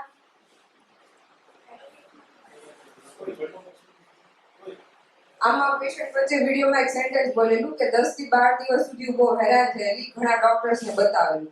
એ ઓલરેડી જે ઈએનટી સ્પેશિયાલિસ્ટ છે એ ડોક્ટરને બતાવી ચૂકેલું હતું. એની જે કોઈ પણ મેડિસિન હતી એ મેડિસિન પણ લઈ લીધી હતી. એ મેડિસિન લેવા છતાં જો પેશન્ટને તકલીફમાં રિલીફ ના થતું હોય તો પછી એ મેડિકેશનનો અર્થ જ શું? અને એ સિવાય બીજું જોવા જઈએ તો પેશન્ટને તકલીફ શરૂ કઈ રીતે થઈ? આવ્યું જ શું આ ટીનિટસ? તો જે અનનેસેસરી મેડિકેશન છે, જે પેશન્ટની કમ્પ્લેન નથી ખાલી કે માથું દુખે છે, થોડી ઠંડી લાગે છે, વીકનેસ છે, તો એ દરમિયાન જે એચસીક્યુ છે, ક્લોરોટ્રિન છે, સિવાયની બીજી ઘણી બધી મેડિસિન લીધેલી હતી. તો એ મેડિકેશન જે જરૂર નથી એ સિવાયની મેડિકેશન જ્યારે લેવાય છે ત્યારે આ રીતની ક્રોનિક કમ્પ્લેન સ્ટાર્ટ થાય છે, જેનું પછી આગળ કોઈ સોલ્યુશન જ નથી. તો કે આ કમ્પ્લેન હતી અને દવા લેતા છતાં પણ જો સારું ના થતું હોય અને આ હોમિયોપેથી જો બીજા દિવસથી સારું થઈ ગયું હતું, પેશન્ટને ઇમ્પ્રુવમેન્ટ દેખાતું હતું અને અત્યાર સુધી પાછી કમ્પ્લેન રિલેક્સ નથી થઈ, તો પછી આના સિવાય બીજું શું કરવું?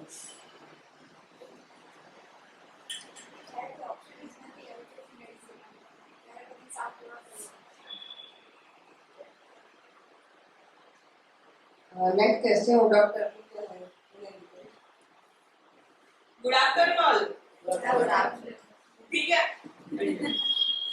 एक केस છે 31 યર મેલ પેશન્ટ છે કમ્પ્લેન છે અલ્સરેટિવ કોલાઇટિસ તો પેશન્ટ ફર્સ્ટ ઓફ ઓલ આવ્યું છે રેડી તો માસી છે એમના ઓબ્વિયસલી માસી છે એટલે ભાણિયાની ચિંતા થવાની એ ભાણિયાની ચિંતામાં એ છે કે 2 વર્ષથી છોકરો દવા લે છે કોઈ ફેરફાર નથી થતો સ્ટૂલમાં બ્લડ આવે છે છોકરો એકદમ પતલો થઈ ગયો છે એની ચિંતા બાકીના ફેમિલી મેમ્બર્સને છે એ એક સાજો થઈ જાય તો ફેમિલી આખું સુધરી જાય એમ છે તો એની જ્યારે પેશન્ટ કમ્પ્લેન્સ લઈને આવેલો હતો ને ત્યારે આખો કેસ લીધો હેડિંગ આપેલું છે એનેમ્નેસિસનો મિનિંગ એ છે કે પેશન્ટની આ જે ડિઝીઝની જર્ની જે છે કઈ રીતે ક્યાંથી ક્યાં સુધી ટ્રાવેલ થઈ છે તો ડિટેલ કેસ હિસ્ટ્રીમાં જોઈએ તો 5 વર્ષના હતા ભાઈ ત્યાં સુધી કોરાઇઝાની કમ્પ્લેન હતી સિવિયર કોન્સ્ટિપેશન હતું અને સબડર્મલ બોઇલ્સ હતા 22 વર્ષની એજ ઉપર ડર્મેટોગ્રાફિઝમ એલર્જીક ઇરપ્શન સ્ટાર્ટ થયા 27 વર્ષની ઉંમરે વેસિક્યુલર ઇરપ્શન ઓન બેક ત્યારે મેડિસિન લીધી દવા લીધી ટ્યુબ લગાવી ઇરપ્શન જતા રહ્યા 28 વર્ષની ઉંમરે અલ્સરેટિવ કોલાઇટિસ સ્ટાર્ટ થઈ છે. કમ્પ્લેન સ્ટાર્ટ થઈ ત્યારથી પેશન્ટ ડે 1 સ્ટીરોઇડ્સ પર વિથઆઉટ એની રિલીફ. કમ્પ્લેન છે દવા પણ લે છે પણ રિલીફ નથી થતી. ફેમિલી એક પેશન્ટ તો હેરાન થાય છે પણ પેશન્ટની સાથે એનું ફેમિલી સફર કરે છે. 30 વર્ષની ઉંમરે મતલબ 2 વર્ષ પછી હોમિયોપેથી ટ્રીટમેન્ટ એની સ્ટાર્ટ થઈ હતી. જ્યારે ડિટેલમાં કેસ લીધો ત્યારે એની સિમ્પટમ્સમાં જોવા જઈએ તો બ્લડી સ્ટૂલ હતું, ઓફેન્સિવનેસ છે, બ્લેક છે, મ્યુકસ છે, સોફ્ટ છે. અને બટ ઓબ્વિયસ કે ઘણા ટાઈમથી બ્લડ જાય છે તો અનિમિયા પ્રોડ્યુસ થવાનું છે. એની સાથે સાથે બીજી કમ્પ્લેન્ટ્સમાં વીકનેસ સ્ટ્રીમ માર્ક છે. આ 2 વર્ષમાં 10 કિલો વેઇટ લોસ થઈ ચૂકેલું છે. હેડેક છે, પોલિટિક પેઇન છે, અને અધર સિમ્પટમ્સમાં જોવા જઈએ તો જોઇન્ટ્સ પેઇન છે જે હમણાં રિસેન્ટલી 3 મહિનાથી સ્ટાર્ટ થયા છે. એના બીજી કમ્પ્લેન્ટ્સ જ્યારે ડિટેલ હિસ્ટ્રી લીધી ત્યારે ખ્યાલ આવ્યો કે જે કોરાઇઝા વાળી કમ્પ્લેન્ટ છે હજુ શરૂ જ છે. વેધર ચેન્જ થાય એટલે કોરાઇઝા સ્ટાર્ટ થઈ જાય, વેધર ચેન્જ થાય એટલે કોરાઇઝા સ્ટાર્ટ થઈ જાય. એવરી ટાઈમ મેડિસિન લેવી પડે. બીજી કમ્પ્લેન્ટમાં ઓલિગોસ્પોર્મિયા છે. એનું મેન્ટલ ડિસ્પોઝિશન જોવા જઈએ તો પેશન્ટનું કંઈક આ રીતના છે કે જેટલા ઇમ્પોર્ટન્ટ પોઈન્ટ છે એને નોટ ડાઉન કરેલા છે. અને એના ફિઝિકલ જનરલ્સની અંદર થર્સ્ટલેસનેસ છે, ચીલી છે. મેડિસિન સ્ટાર્ટ કરી એના પછી તમે કેટલા દિવસમાં એક્સપેક્ટ કરી શકો છો કે મેડિસિન વર્ક શરૂ કર્યો છે? એનીવન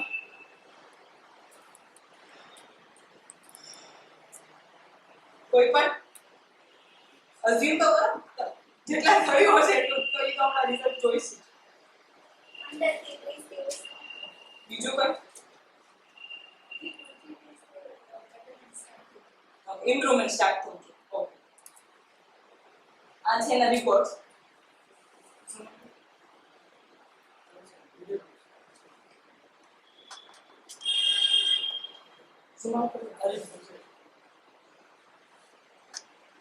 ક્રોનિક કોલાઇટિસ અને અલ્સરેટિવ પાનકોલાઇટિસ -3 ઇન્વેસ્ટિગેશન છે. મેડિસિન આપી ફર્સ્ટ ફોલોઅપ આવ્યો છે 18 દિવસ પછી. ઓવરઓલ બેટર જે 2 વર્ષથી વિથ સ્ટીરોઇડ એની કમ્પ્લેન્ટમાં એક પણ કમ્પ્લેન્ટમાં સુધારો નહોતો. બ્લડ આવતું બંધ થઈ ગયું છે. જે વીકનેસ હતી એ ઇમ્પ્રૂવ થઈ છે, એપેટાઇટ છે એ ઇમ્પ્રૂવ થઈ છે. આ જે જનરલ છે પ્લસ ફિઝિકલ જે કમ્પ્લેન્ટ છે એ સુધારો જે નોટિસ કરે એના પછી જે સ્ટીરોઇડ ચાલતા હતા એ દિવસોથી સ્ટોપ થઈ ગયા છે. મિઝોપોલ અને ઓનાપોલ શરૂ બંને સ્ટીરોઇડ બંધ કરી દીધા. પછીના ફોલોઅપ પણ એટલું ગ્રેજ્યુઅલ બધી વસ્તુ કમ્પ્લેન્ટ ઘટે જ છે. 2 મહિના પછી ઓલ્ડ રિઓપ્શન રીઅપ. મતલબ જે આ ડાયરેક્શન જે કેસની છે એકદમ પરફેક્ટ છે કે જે કમ્પ્લેન્ટ પહેલા દબાવી ચૂકેલા છે એ વસ્તુ પાછી રીઅપિયર થઈ છે. કમ્પ્લેન્ટ ગઈ છે સ્કિન પર ગઈ છે, જે મેજર ઓર્ગન હતા એમાંથી લઈને માઇનર ઓર્ગન પર શિફ્ટ થઈ છે. બધી આ અલ્સરેટિવ કોલાઇટિસની કમ્પ્લેન્ટમાં તો સુધારો હતો જ પણ મેડિસિન સ્ટાર્ટ કરી પણ એને ઓલિગોસ્પોર્મિયામાં કોઈ ચેન્જીસ નતા થતા. મેડિસિન રાઈટ છે, મેડિસિન રાઈટ હશે ત્યારે જ પેશન્ટ આ કમ્પ્લેન્ટમાંથી બહાર નીકળ્યો છે. પણ પોટેન્સીમાં ચેન્જ કર્યો તો એનાથી ઇમ્પ્રુવમેન્ટ સ્ટાર્ટ થાય છે. જે અત્યાર સુધી સાયન્ટિફિક સ્કેલમાં હતું એ હવે એલેમ્બોર્ટ પ્રિન્સિપલ શિફ્ટ કર્યું છે પેશન્ટ. એના પછી જે ઓલિગોસ્પોર્મિયામાં ચેન્જીસ છે એ તમે જોઈ શકો. બ્લુ બાર છે સ્પર્મ કાઉન્ટ છે ટોટલ એ અહીંયા 10/6 આપણે એલેમ્બોર્ટેન્સી સ્ટાર્ટ કરેલી છે. ત્યાં સુધી સાયન્ટિફિક સ્કેલ હતા, બહુ મેજર ડિફરન્સ નથી. સ્પર્મ કાઉન્ટ અહીંયા આ મેડિસિન સ્ટાર્ટ કર્યા પછી અહીંયાથી ગ્રેજ્યુઅલી વધે છે. જે રેડ બાર છે એ સ્લગિશ નોન મોટાઇલ કાઉન્ટ છે, ગ્રેજ્યુઅલી ઘટે છે. એટલો ઇમ્પ્રુવમેન્ટ આપણે લાવી શકીએ છીએ. તો શું લાગે છે આ કેસ પરથી શું શીખવા મળ્યું આ કેસમાં?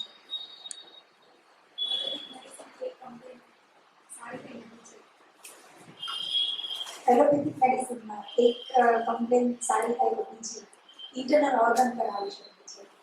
અને જ્યારે હોમિયોપેથી એક સમયે જો હોમિયોપેથી આપતા હોય તો ઇન્ટરનલ ડેમેજથી આપણે રોકી શકાય છે. બીજું કંઈ જે એટલા ટાઈમથી સ્ટીરોઇડ્સ ખાતું પેશન્ટ ઓબ્વિયસલી થાકી જવાનું છે. ફેમિલી મેમ્બર્સ થાકી ગયા છે. એના પછી માસીનું ઓબ્વિયસલી જે ચિંતા હતી એ શાંત થઈ ગઈ છે. ફેમિલી મેમ્બર્સની ચિંતા શાંત થઈ ગઈ છે. એની સાથે સાથે પેશન્ટને કેટલી રિલીફ આપી શકીએ છીએ એ તમે જોઈ શકો છો.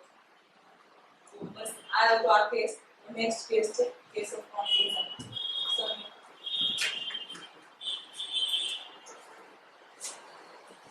થેન્ક યુ વેરી મચ વિક્રમભાઈ. તો લાસ્ટ જે કેસ હતો એમાંથી મને એટલું લર્ન કરવા મળે છે કે એલોપેથી હોમિયોપેથી પણ એક ડિસીઝ જે છે હોમિયોપેથીથી પણ સપ્રેસ થાય, હોમિયોપેથીથી પણ પેલિએટ થાય. મેડિસિન રાઈટ ન હોય, રિપિટેશન અનનેસેસરી થતું હોય તો ડિસીઝ સપ્રેસ હોમિયોપેથીથી પણ થાય. કેસમાંથી સમજવા જેવું છે કે ડિસીઝને રાઈટ ડાયરેક્શનમાં ન મટાડે તો પ્રોબ્લેમ બીજા ક્રિએટ વધારે મોટા થઈ શકે. Short and sweet. બરાબર છે. બીજો જ કેસ એ જ મેસેજ સાથે એક પેશન્ટ છે 34 વર્ષના લેડીઝ છે જેમને તકલીફ થઈ હતી આઈટીપી. આ કેસ છે મારા સાહેબનો ડોક્ટર પ્રશાંતભાઈ શાહ રાજકોટનો. અત્યારે પેશન્ટ અહીંયા ટ્રીટમેન્ટ છે એટલે કેસ શેર કરું છું. લર્નિંગ વાળો કેસ છે એ માટે કે પેશન્ટને તકલીફ હતી આઈટીપી ની. જ્યારે પેશન્ટને આઈટી અને પ્લેટલેટ કાઉન્ટ ડાઉન થતા 10,000 ની નીચે આવી ગયા.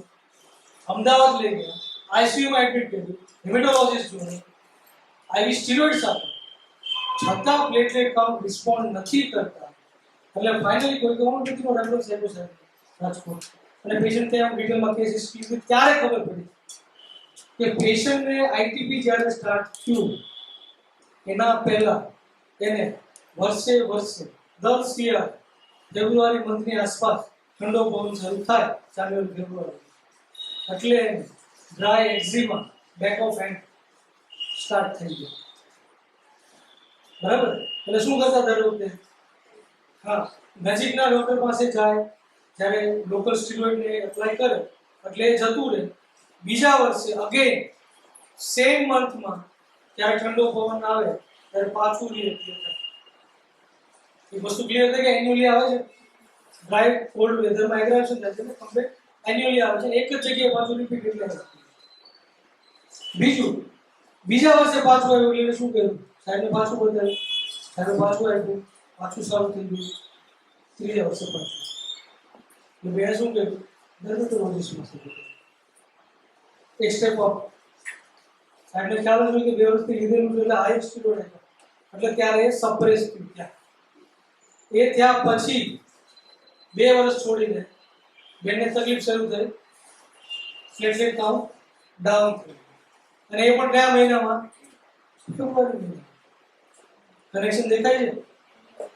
હા, ફેબ્રુઆરી મહિનામાં જ આઈટીપી કમ્પ્લેન આવી અને આ પ્રોબ્લેમથી બધા ડિટેક્ટ કરતા ગયા, ટ્રીટમેન્ટ કરતા ગયા પણ રિસ્પોન્ડ નથી કરતો. છેલ્લે જ્યારે કેસ આખો અન્ડરસ્ટેન્ડ કર્યો, સમજીને પેશન્ટને સમજાવ્યું કે આ અન્ડરસ્ટેન્ડિંગ છે કેસની.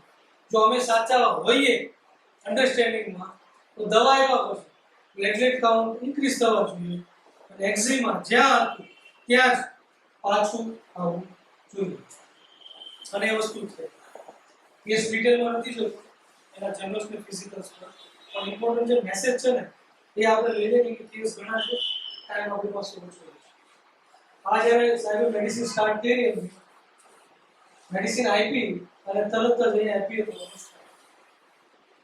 પછી આ લેવલ સુધી પહોંચ્યું જ્યારે પ્લેટલેટ 1 લાખ થયા ત્યારે એક્ઝિમા લેવલે પહોંચ્યું અને પ્લેટલેટ નોર્મલ થયા એટલે અત્યારે એક્ઝિમાની ટ્રીટમેન્ટ શરૂ છે. આઈટીપી બીજો એપિસોડ 2009 પછી બીજો એપિસોડ આવ્યો નથી. યસ, બીજો એપિસોડ આવ્યો નથી. અત્યારે એક્ઝિમાની ટ્રીટમેન્ટ ચાલે છે અને જેમાં કેમ કે એમાં દર વર્ષે રાહ જોવાની આવે, 1 વર્ષ જાય પછી ખબર પડે કે તમારું મેડિસિનનું રિઝલ્ટ ચેન્જ નથી. અત્યારે મચ બેટર. આટલો શિયાળો અત્યારે ગયો પણ ઇરપ્શન ખાલી આટલું સાઇઝ આટલામાં નીકળે, એ પણ વેરી માઇલ્ડ, તરત જ પાછું રિકવર થઈ ગયું. એટલે એવું એક્સપેક્ટ કરીએ કે નેક્સ્ટ યર ના આવે એટલા લેવલે તો પહોંચાડી દીધી કે આપણે 1 વર્ષ કર્યું. Thank you very much. આ કેસમાં મેડિસિન કોઈના મગજમાં આવે છે આ જનરલ તમને આપી દો. પેશન્ટ ટોગેટિવ એક્સ્ટ્રોવર્ટેડ છે, સિમ્પેથેટિક આ પ્રોમિનન્ટ પોઈન્ટ છે. બાકી બધી વાર્તાઓ બધી સાઈડ પર મૂકી દેવી છે. આ કેસના ઇમ્પોર્ટન્ટ પોઈન્ટ છે. સિમ્પેથેટિક છે, સેન્સિટિવ ટુ એડમોનિશન છે, repeat man asking about her health, sensitive to cold weather, sensitive to cold food and drink, sensitive to noise causing headache and hunger fasting. કોઈ મગજમાં આવે મેડિસિન કોઈ પણ clue thank you boss. બીજું કોઈ yes phosphorus આપેલા કેસમાં આગળનો કેસ હા મિત્રભાઈને પ્રેઝન્ટ કર્યો હતો. આજે સિમ્પટમ્સ કીધા તો મેન્ટલ જોઈ લો. ટિમિડ છે, કામ છે, ઇન્ટેલિજન્ટ છે, fear of snake, fear of dreamers, fear of snakes, fear of hospital and injection and danger. સ્ટીલી છે, ફર્સ્ટલેસ છે, ડાયોમાસ છે, તકલીફ અલ્સરેટિવ કોલાઇટિસ છે, સપ્રેશનનો કેસ છે, મેડિસિન ડાયોમાસ સિલિકાઇડ. ઓકે, આ કેસમાં આ સિમ્પટમ છે. આ મેન્ટલ મેકઅપ તમને આપી દીધું. એન્ઝાઇટી ઓવર હેલ્થ છે અને મેમ્બરની પર સિમ્પેથેટિક છે, રિપીટ ડિસ્પોઝિશન ને ફાસ્ટિંગ છે. કમ્પ્લેન આ છે અને ઇન્ટોક્સિકેશન ફ્રોમ મેડિકેશન. બીજું યસ કરી આર્સેનિક યસ બીજું Nerves vomiting. નર્સ યસ બીજું urgent urgent okay medicine anti phosphorus 200 yes. આ કેસમાં આ તો બહુ સરસ ઈઝી કેસ છે. યસ સામે છે આખું પિક્ચર. દુખાવો થાય છે, રાડો નાખે છે, એનર્જી ડાઉન છે, આ સિમ્પટમ છે.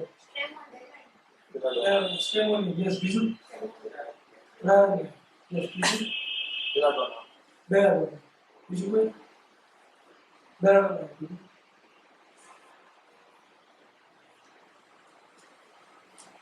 ઈઝી છે. Homeopathy is very easy. પણ પ્રોપર ટ્રેનિંગ થાય તો ટાઈમ આપણી પાસે હવે 15 મિનિટનો છે તો કેસીસ હું સ્કીપ કરું છું. Degenerative changes in the vertebra, prolapse,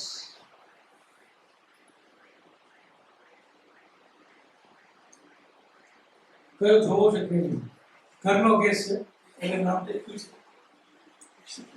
castor seed poisoning no case છે. કોઈ જોયેલો છે કે બતાવો?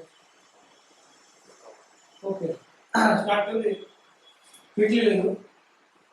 મારું બચ્ચું જ્યારે 2-2.5 વર્ષનું હતું ત્યારે તકલીફ એ થઈ કે 8 કેસ્ટર સીડ ભૂલથી ખાઈ લીધા, ચાવી લીધા છે. લઈ લીધા છે ત્યાં સુધી વાંધો નથી, પણ ચાવી લીધા છે. ચાવી લીધા પછી પ્રોબ્લેમ શું તો બીજા દિવસે ચાવે તો ટોક્સિક થાય. સલાઈવા સાથે હોલ્સની કોઈ ટોક્સિસિટી યસ જ્યાં સુધી ઉપરનું કોટિંગ છે ત્યાં સુધી વાંધો નથી. Napkin nuts vomit. યસ સીડ્સને તમે ચૂ કરો એટલે જે રેસિન છે એ એક્ટિવ ફોર્મમાં ડાયવર્ટ થશે અને પછી પોઈઝનિંગ શરૂ થશે. તો સાડા 9 પ્રોબ્લેમ સ્ટાર્ટ થઈ. મોશિયા, વોમિટિંગ, એબ્ડોમિન કોલિક, રોયા કરે, પેટને પકડીને રોયા કરે, વોમિટ થયા કરે અને લાળ નીકળે અને હાઈ ગ્રેડ ફીવર શરૂ થાય. બરાબર. સિવિયર વીકનેસ, ડ્રાય સ્કિન, પરસેવો ન થાય, સૂતો જ રહે. આવું ઘરના બાળકમાં થાય તો શું થાય? સારા ડોક્ટર હોય અને ત્યારે મને બધું ઘૂસાઈ જાય. ઘરમાં તકલીફ થાય ને તો બેડ ઉપર સૂતો રહે છે. કોઈ એને રૂમમાં એન્ટર થાય, કારણ કે દાદા છે, દાદી છે, બધા જોઈન્ટ ફેમિલીમાં છીએ સાથે જ દરવાજો ખોલે એટલે બૂમ પાડે છે, રોવા. બીજું કોઈ નથી, ખાલી મમ્મી છે અને પપ્પા છે. બે સિવાય બીજા કોઈને એન્ટ્રી નથી. એટલે દાડો નથી. પાણી પીવું નથી ગમતું, કપડાં પીવા નથી ગમતું. જોજો વિડીયો દેખાય ખાવું પીવું નથી ગમતું. બરાબર. તો હિસ્ટ્રી લીધા પછી એમાં મેડિસિન માટેનો ડોઝ આપ્યો અને 3 કલાક પછીનો ફોલોઅપ છે કે જે બાળક સૂતું જ હતું, ઊભું જ નહોતું થતું, કે 3 કલાક પછી ઊભું થયું અને ખાવાનું નથી. જનરલ્સ બેટર થયા યસ એનર્જી લેવલ સુધી તો જ ઊભું થાય અને પછી એને કોકોનટ વોટર પીધું. તેમાંથી એને તાકાત મળી. પછી 5 કલાક પછી એ રમવાનું શરૂ કર્યું, ચીરફૂલ થવા માંડ્યો. અપડેટ થશે.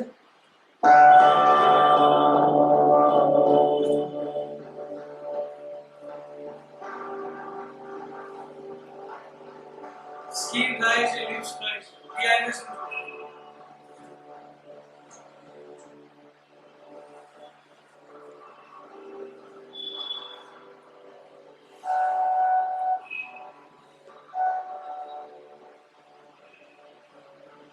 ખાલી ચૂંટણી વળે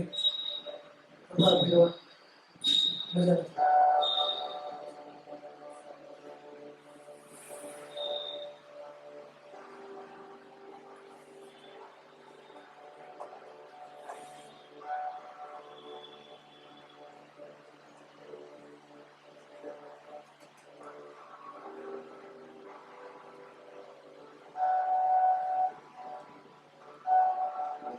છે જંગલી બસ.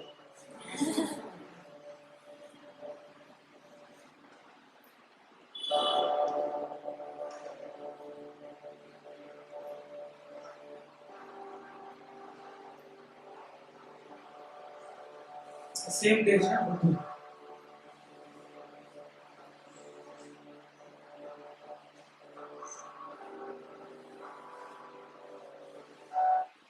Ready? તો આ વસ્તુ આપણે કરી શકીએ છીએ ભગવાનનો સાથ સહકાર હોય તો. કેસીસ સ્કીપ કરું છું.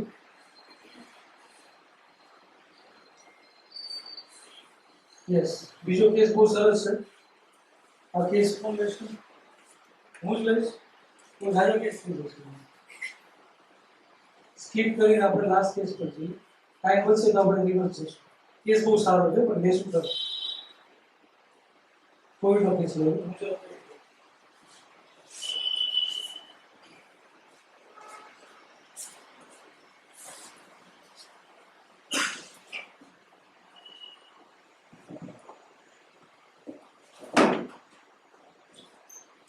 52 year female patient છે. જ્યારે હમણાં હૃદય કેન્સર જેવા હતા એમના રેફરન્સ પર પેશન્ટ આવ્યું છે. હમણાં અગાઉ કીધું કે એના વાઇફને ટ્રીટ કરેલા છે કોવિડ. એના રેફરન્સ પર પેશન્ટ આવ્યું છે. ત્યારે પેશન્ટની જ્યારે કમ્પ્લેન્સ હતી એની અંદર 8 તારીખે પેશન્ટ જ્યારે ઓલરેડી આવ્યું ત્યારે એક્સરે કરાવીને આવ્યું. 1 તારીખે કમ્પ્લેન સ્ટાર્ટ થઈ.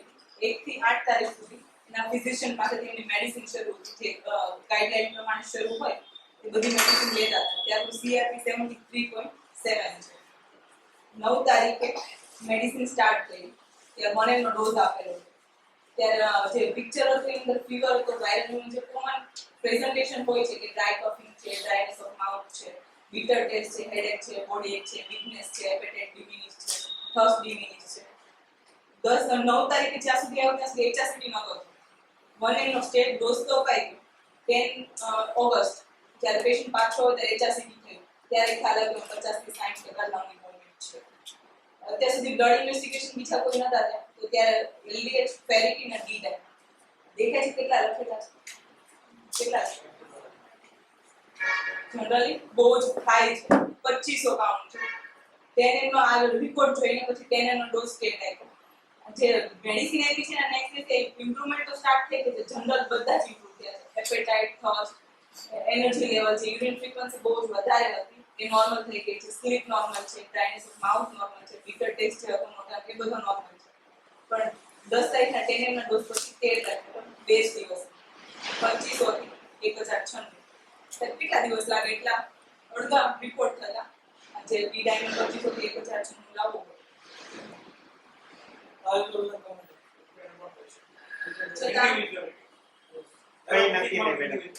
ઓકે. મેક્સિમમ મિનિમમ વોટએવર કઈ રેશિયો હોય કોઈ has no expectation. બે દિવસમાં તો નોટ કરેલો છે. જે ગ્રેજ્યુઅલ પ્રોગ્રેસિવ ઇમ્પ્રુવમેન્ટ હતું એ તો સ્ટાર્ટ જ હતું. 13 તારીખથી લઈને 15 તારીખે ટ્રીટમેન્ટ સ્ટોપ કરે છે. કોઈ મતલબ પેશન્ટને કોઈ કમ્પ્લેન્ટ નથી. ફિઝિકલ છે કે ઇમ્પ્રુવ થયા થાય ધીમે ધીમે ઇમ્પ્રુવ થઈ ગયું છે.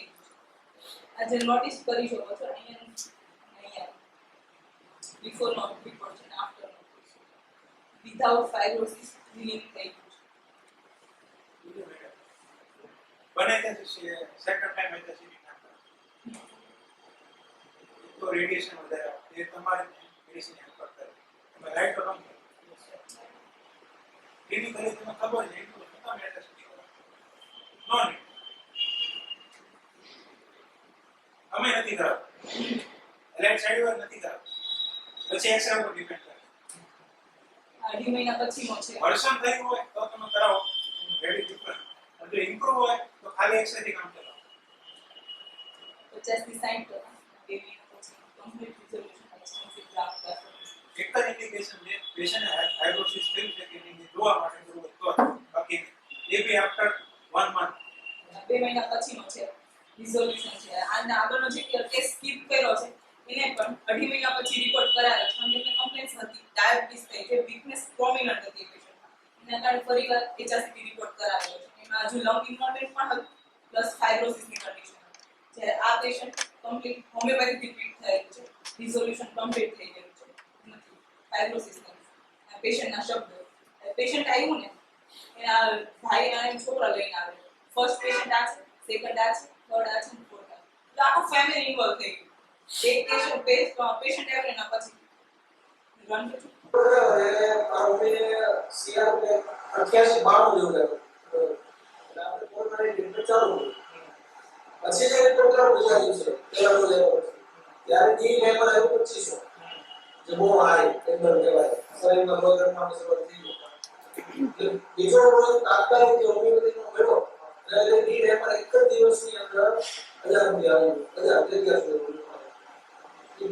સ્ટાર્ટિંગના જે ડોઝમાં ઉમેરે શક્તિ રિકવરી શરીરની અંદર જે આગળના દિવસો જે હાથ ચાલ્યો હતો આ હતો બધું એકદમ નાવ પોઝિશનમાં આવ્યો. ઓક્સિજન લેવલ એક આપણે પછી હાર્ટબીટ જે હતા એ સીધી રાહ આવે એલોપેથિક પછી જડપામાં 10 દિવસ એનાથી જે રિકવરી નહોતી એટલે એ થોડો ડોઝ મારી અઠવાડિયું દવા લીધી હતી છતાં ઇમ્પ્રુવમેન્ટ નહોતું. 2 ડોઝમાં ઇમ્પ્રુવમેન્ટ સ્ટાર્ટ થયું છે.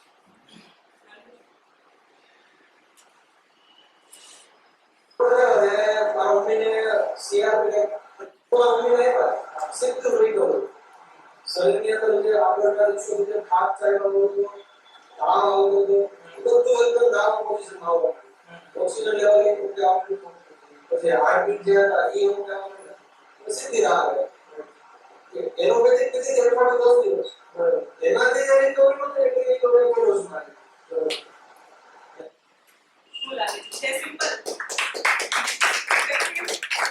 ફાસ્ટ હિન્દીમાં કેમ અવાજ આવે? Yes yes Yes. Yes.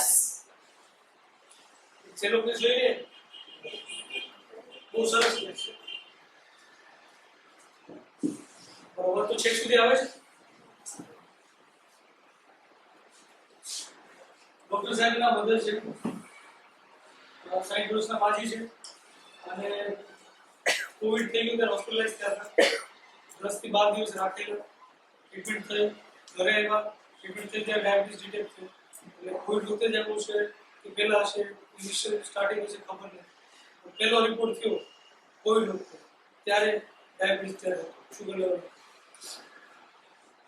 હવે 10 દિવસ હોસ્પિટલાઇઝ ગયા એના પછી રજા આપી ત્યારે આ બધી વસ્તુ ખબર પડી કે છે બરાબર ડાયાબિટીસ પછી ને આ કમ્પ્લીટ થઈ ગઈ આ જનરલ હેર ફોલિંગ ઘણા બધા પેશન્ટને કોવિડ પછી થાય છે બરાબર છે એક્સપોર્ટમાં થાય બાકીના બધી તકલીફ જે હતી ને કોન્સ્ટન્ટ હતી આ જુલાઈ અને ઓક્ટોબર આટલો ગેપ ગયા પછી પણ ડાયાબિટીસ ધીરે ધીરે વધતું જતું શ્વાસ લેવામાં તકલીફ હતી એક્સેસિવ ડિસ્કનેસ વીકનેસ વધારે રહેતી હતી ભૂખ નહોતી લાગતી ડિઝીનેસ લાગતી આઉટસ્વેલિંગ પણ નહોતું ડોઝ આપ્યો 30 ઓક્ટોબર બીજા દિવસે માજી એમ કહે છે કે બીજા દિવસથી ભૂખ લાગવા માંડી જે દાદર અડધો દાદર ચડે એક માળનો તો આફી જઈને ઊભું રહી જવું પડતું હતું એ વસ્તુ હવે નથી થતી ઈઝીલી એક માળનો દાદર ચડી જાય છે આ રિપીટ જે ત્યાં હોસ્પિટલાઇઝ કર્યા ત્યારનો છે સીટી સ્કેન 40 to 50% 45% ઇન્વોલ્વમેન્ટ છે આ ત્યારના રિપોર્ટ છે આ સીઆરપી લેવલ છે ત્યારનું 200 સુધી ગયા હોસ્પિટલાઇઝ કર્યા બરાબર છે આ ઓક્ટોબર સુધીની અંદર આપણે સ્ટાર્ટ કર્યું પેલા છે એટલે આ શુગર લેવલ છે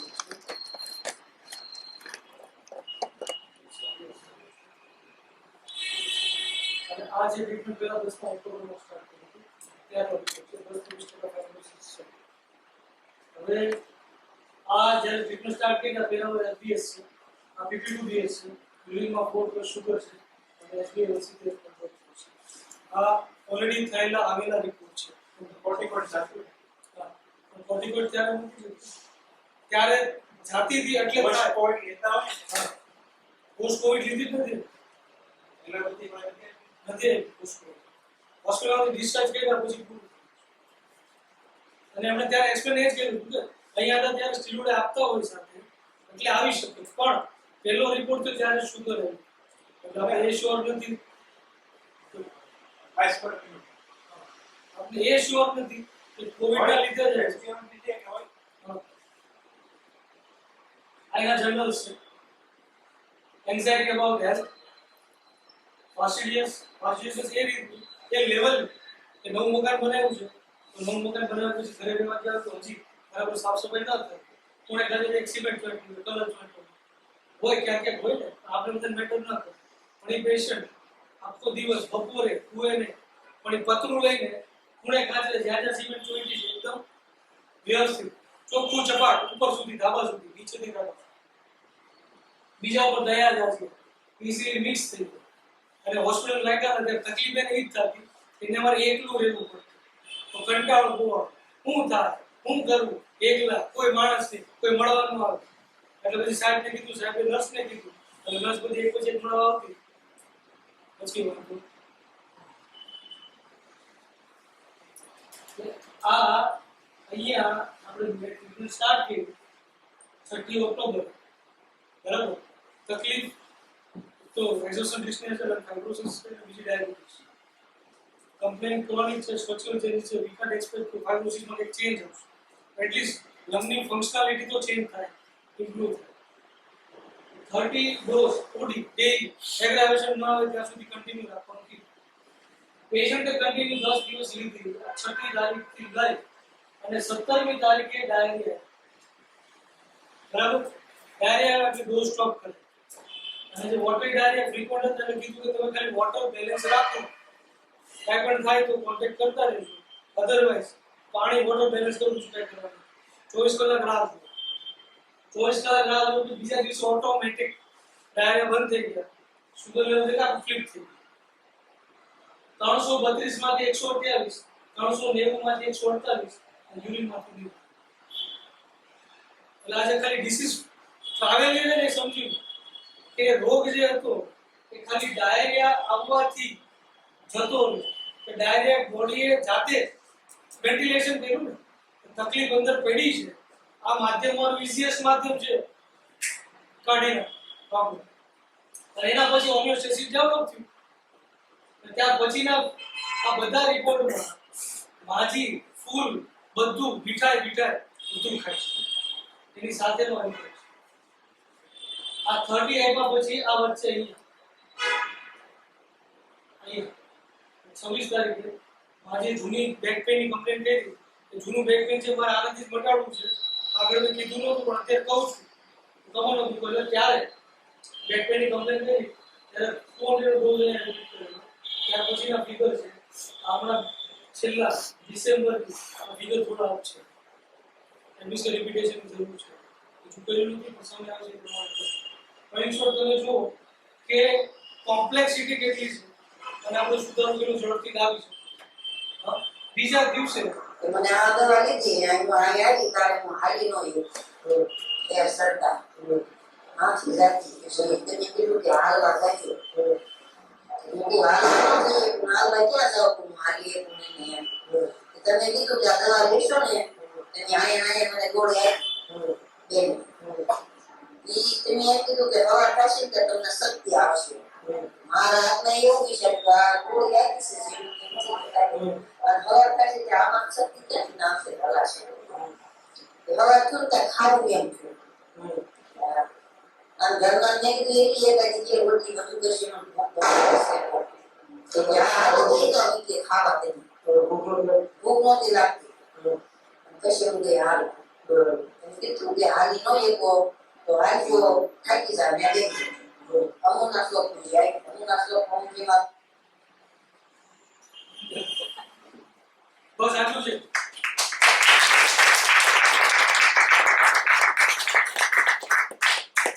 કે પોતાનો એક્સપીરિયન્સ શેર કરો છો યસ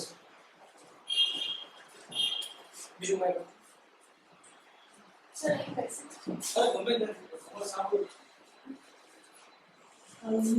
લાસ્ટ યર દિવાળીની વાત કરું 24 નવેમ્બરની આસપાસ હતી 27 નવેમ્બરે દિવાળી હતી ને મારી ડોટર એ ડાંગ નેચર ક્લબની વોલન્ટિયર છે એ ડાંગ કેમ્પમાં ગઈ હતી 10 દિવસ માટે ત્યાં એને ફીવર આવ્યો 2 દિવસ એટલે એના સરે એને સુરત મોકલી આપી દિવાળીના 2 દિવસ પહેલા એને ધીરે ધીરે હાઇબ્રિડ ફીવર આવવા માંડ્યો 103 104 અને થોડા બોડી પર તેને સ્પોટ્સ દેખાતા તો મને લાગ્યું કે ડેન્ગ્યુ જેવું હોઈ શકે હાઈ ગ્રેડ ફીવર હતો અને she is very dull, sleepy, heaviness of eyes, thirstless and complete weakness like બેડરિડન.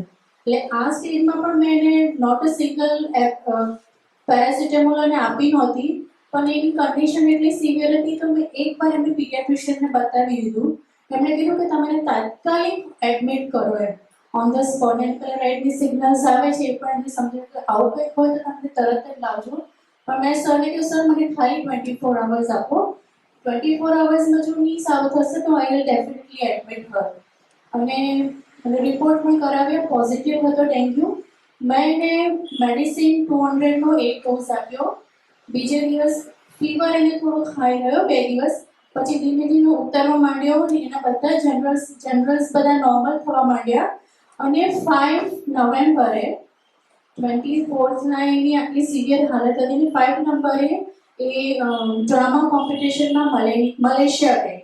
So homeopathy is સચ અ quick with single dose of medicine. અને જેલ્સેમિયમ આપેલીના સ્ટેટ પ્રમાણે gelsemium work wonderfully. Thank you very much madam. Thank you very much for sharing your experience. બીજા કોઈને? Dhavalbhai. Thank you. ઓગસ્ટની અંદર Covid થયેલો, કિરણમાં કોવિડમાં હું કામ કરતો હતો, ત્યાંથી ઇન્ફેક્શન લાગેલું, 30% ઇન્વોલ્વમેન્ટ હતું. ઘરે ત્યાં હોસ્પિટલ સાઈડથી એવી પોલિસી હતી કે હોસ્પિટલમાં દાખલ થઈને એલોપેથિક લેવાનું, મારે હોમિયોપેથિક લેવી હતી એટલે ઘરે રહે. 3 દિવસ મેડિસિન લીધી. થર્ડ ડે પછી જનરલી રિકવરીની અંદર આ લોકો 15 દિવસનો પીરિયડ માંગતા હોય. મારે 1 વીકની અંદર રિકવરી આવી અને રિકવરી જેવી પૂરી થઈ 1 વીકની સેકન્ડ વીક છે ફરીવાર પાછી મેં મારી 24 અવરની ડ્યુટી. એટલે એવી રીતે મેં સતત 3 દિવસ સુધી સતત 72 કલાક ડ્યુટી કરેલી. વીકનેસ જરા પણ નહીં આવી, એ મેઇન છે. કારણ કે એલોપેથિકની અંદર કોવિડની અંદર ટ્રીટમેન્ટ લીધા પછી લોકોને 4 મહિના 6 મહિના સુધી વીકનેસ આવી. હોમિયોપેથીમાં સિંગલ ડોઝ પછી વીકનેસ જરા પણ નહીં આવી. બીજા કોઈ?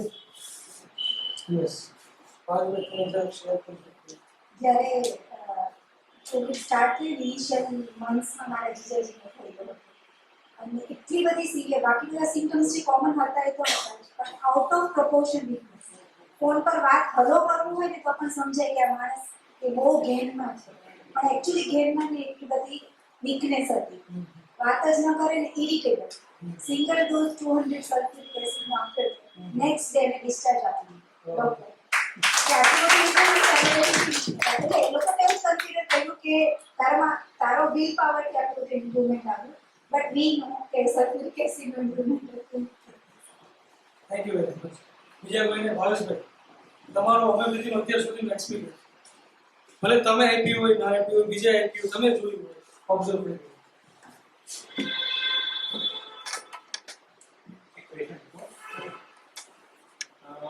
મારા એક ફ્રેન્ડ છે, એને ક્લિનિક પર ચલાવેલો. એક ક્વેશ્ચન એમને જ આવ્યું કે પેશન્ટ નથી રમતા સવારે.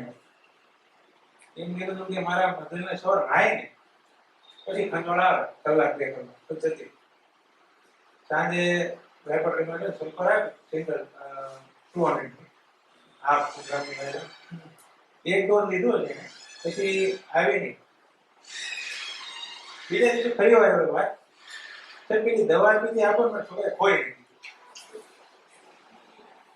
સારું થઈ ગયું પછી આવી જ નથી. બીજું કે મારી વાઈફને 6 મંથ મળી હતું ત્યારે એપેન્ડિસાઇટિસ ડાયગ્નોસિસ ઓગસ્ટ અરાઉન્ડ સમય ત્યારે ડૉક્ટર જયેશભાઈ ગાડી સિંગલ ડોઝ કરશે કે સિંગલ ડોઝનો પેઇન હતું રાત્રે 18,000 કાઉન્ટ હતું, બીજા દિવસે 12,000, કોઈ પેઇન નહીં. સીઆરપી જો કે નોર્મલ હતું પણ હજી ઇન્ફ્લામેશન એટલું ડેવલપ ના થયું હોય કે જે બ્લડમાં રિફ્લેક્ટ કરે. કાઉન્ટમાં રિફ્લેક્ટ આવી ગયું પણ ડાયનેમિક લેવલે જે અલ્ટ્રા હાઈ માર્કર કહેવાય સીઆરપી એ જે ડેવલપ નથી થયું. બીજું આપણે મારી ડોટર છે, ટ્રક છે પેરાઇન્ફ્લુએન્ઝા એમાં બી તમને મેં એનો ઓડિયો સંભળાવ્યો. એક પણ વખત એલોપેથિકની કોઈ એમાં એક જ ટ્રીટમેન્ટ છે તરફની અંદર એડ્રિનલ રિલેક્શન અથવા તો ઇનહેલેશન ફોર્મમાં બુડેકોના કોઈ વસ્તુની after 7 days she will be cured.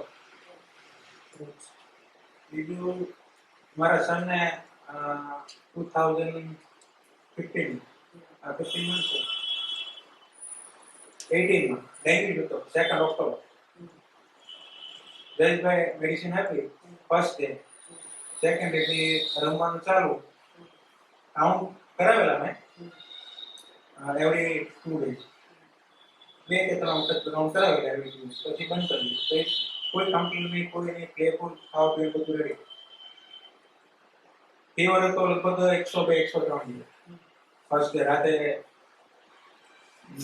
6 વાગે સાંજના વોમિટિંગ કર્યો મારે પગ ઉપર. પણ એ જ્યારે પણ બીમાર પડે એની ટોટલ એક્ટિવિટી બંધ થઈ જાય, ટોટલ ખાવા પીવાનું બંધ થઈ જાય અને એકદમ એમાં જે ખુશની જેમ. આ 4 થી 5 એક્સપિરિયન્સ છે પર્સનલ, બાકી બીજાને તો ખબર નહીં. આ પર્સનલ હતા મારા. પણ એક વસ્તુ નોટ ડાઉન કર્યું, સાહેબ તારીખ સાથે યાદ છે, તારીખ સાથે યાદ છે. તો બધાનો એક્સપિરિયન્સ એક જ છે કે ઇફેક્ટિવ છે, ફાસ્ટ છે, સિમ્પ્લિફાઈડ છે. તો સાહેબ સિચ્યુએશન જે માર્કેટમાં જોવા મળે છે એવી કેમ છે? ગોતવા હોય તો ગોતાતા નથી, મળતા નથી. અછત કેમ છે? ખાડો કેમ છે? હા, તો એ ખાડો પૂરવાની જવાબદારી કોની છે? આપણે બીજાને બ્લેમ કરશું કે આપણે ખુદ એ વસ્તુને હાથમાં ઉઠાવશું કે આ પ્રોબ્લેમ આપણો છે, આપણી સિસ્ટમનો પ્રોબ્લેમ છે, આપણે સોર્ટ આઉટ કરવાની જરૂર છે? થવું જોઈએ કે નહીં? રાઈટ? ઓકે. તો એક એનાઉન્સમેન્ટ કરી હતી કે આ સેમિનારમાંથી 2 સ્ટુડન્ટને સિલેક્ટ કરવામાં આવશે કે જે ને પેડ સ્કોલરશિપ ટ્રેનિંગ સાથે આપવામાં આવશે. જો તમને એવું લાગતું હોય કે મારામાં જુનૂન છે, રાત હોય દિવસ હોય મને ફરક નથી પડતો, મારે હોમિયોપેથીને છેવાડા સુધી પહોંચાડવી છે, એક વ્યક્તિને એનો લાભ મળતો થાય એ લેવલ સુધી પહોંચાડવું છે. હોમિયોપેથી તો ડેવલપ થયેલી જ છે, એના કોઈના સપોર્ટની જરૂર નથી, પણ લોકો સુધી પહોંચાડવાની જરૂર છે. ખાલી એટલું જ કામ કરવાનું છે. એના માટે ડોક્ટરની સંખ્યા વધારે જોશે, ક્વોલિફાઈડ ડોક્ટરની સંખ્યા વધારે જોશે. ડોક્ટરોની સંખ્યા વધશે, રિઝલ્ટ વધવાના જ છે. રિઝલ્ટ વધશે એટલે અવેરનેસ વધવાની છે જ. તો ક્વોલિફાઈડ ડોક્ટર વધારવા માટે સ્ટુડન્ટનો જે રેશિયો સાહેબે કીધો એ સ્ટુડન્ટનો રેશિયો ફ્લિપ થવો જોઈએ. એવું કેમ ન થાય કે 100 ડોક્ટર બહાર નીકળે ત્યારે હોમિયોપેથી પ્રેક્ટિસ જ કરતા હોય? એવું કેમ ના થાય? એવું થાય, એની પાછળ પડી જઈએ તો થાય. સાહેબે જે ટ્રેનિંગની વાત કરી, ફેલોશિપની વાત કરી, એ વસ્તુ શોર્ટ ટાઈમમાં અવેલેબલ કરાવી શકીએ એમ છીએ તો ટીમ વર્ક થાય. તો અત્યારે નાની હોસ્પિટલનું સેટઅપ થયું છે 5 બેડ. ભવિષ્યમાં આનાથી પણ મોટી કરવાનો પ્લાન છે, પણ ટીમ જોઈએ, ક્વોલિફાઈડ ડોક્ટર્સની ટીમ જોઈએ. એટલે ટીમ બિલ્ડઅપનું કામ અત્યારે કરવાની જરૂર છે. એટલા માટે કહું છું કે તમને એમ લાગતું હોય કે રાત દિવસ મને ફરક નથી પડતો, મહેનત કરવા તૈયાર છું, જૂનું છે, શીખવું છે, કરવું છે, આપવું છે, સ્પ્રેડ કરવું છે, તો જોડાઈ જાઓ ટીમમાં. Always welcome. બરાબર છે? જે લોકોને જોડાવાની ઈચ્છા હોય તે છેલ્લે ડોક્ટર મિત્તલબેનને પોતાનું નામ લખાવી દે. એમાંથી અમુક જણાને શોર્ટલિસ્ટ કરશું, ઇન્ટરવ્યુ માટે બોલાવશું, અમુક સમય આપશું તમને હોસ્પિટલમાં, અને પછી તમારી પેઇડ સ્કોલરશિપ સ્ટાર્ટ થઈ જશે. Admit 10,000. Okay, thank you very much. અહીંયા વિરામ લઉં છું. અને તમને એવું લાગતું હોય કે તમારા તરફથી કંઈ પણ યોગદાન આપવું છે, કે પછી ફિઝિકલ હોય, તમારો શારીરિક શ્રમ હોય, તમારી પ્રેક્ટિસ હોય, કે પૈસાથી કંઈ પણ આપી શકો, તો ચેરિટી બોક્સ અવેલેબલ છે. તમારે જે કંઈ પણ યોગદાન આપવું તો એ રીતે અથવા ફિઝિકલ કે અથવા હેલ્પ કરી કંઈ પણ રીતે આપી શકો છો. Thank you very much. Thank you very much four coming. આવજો.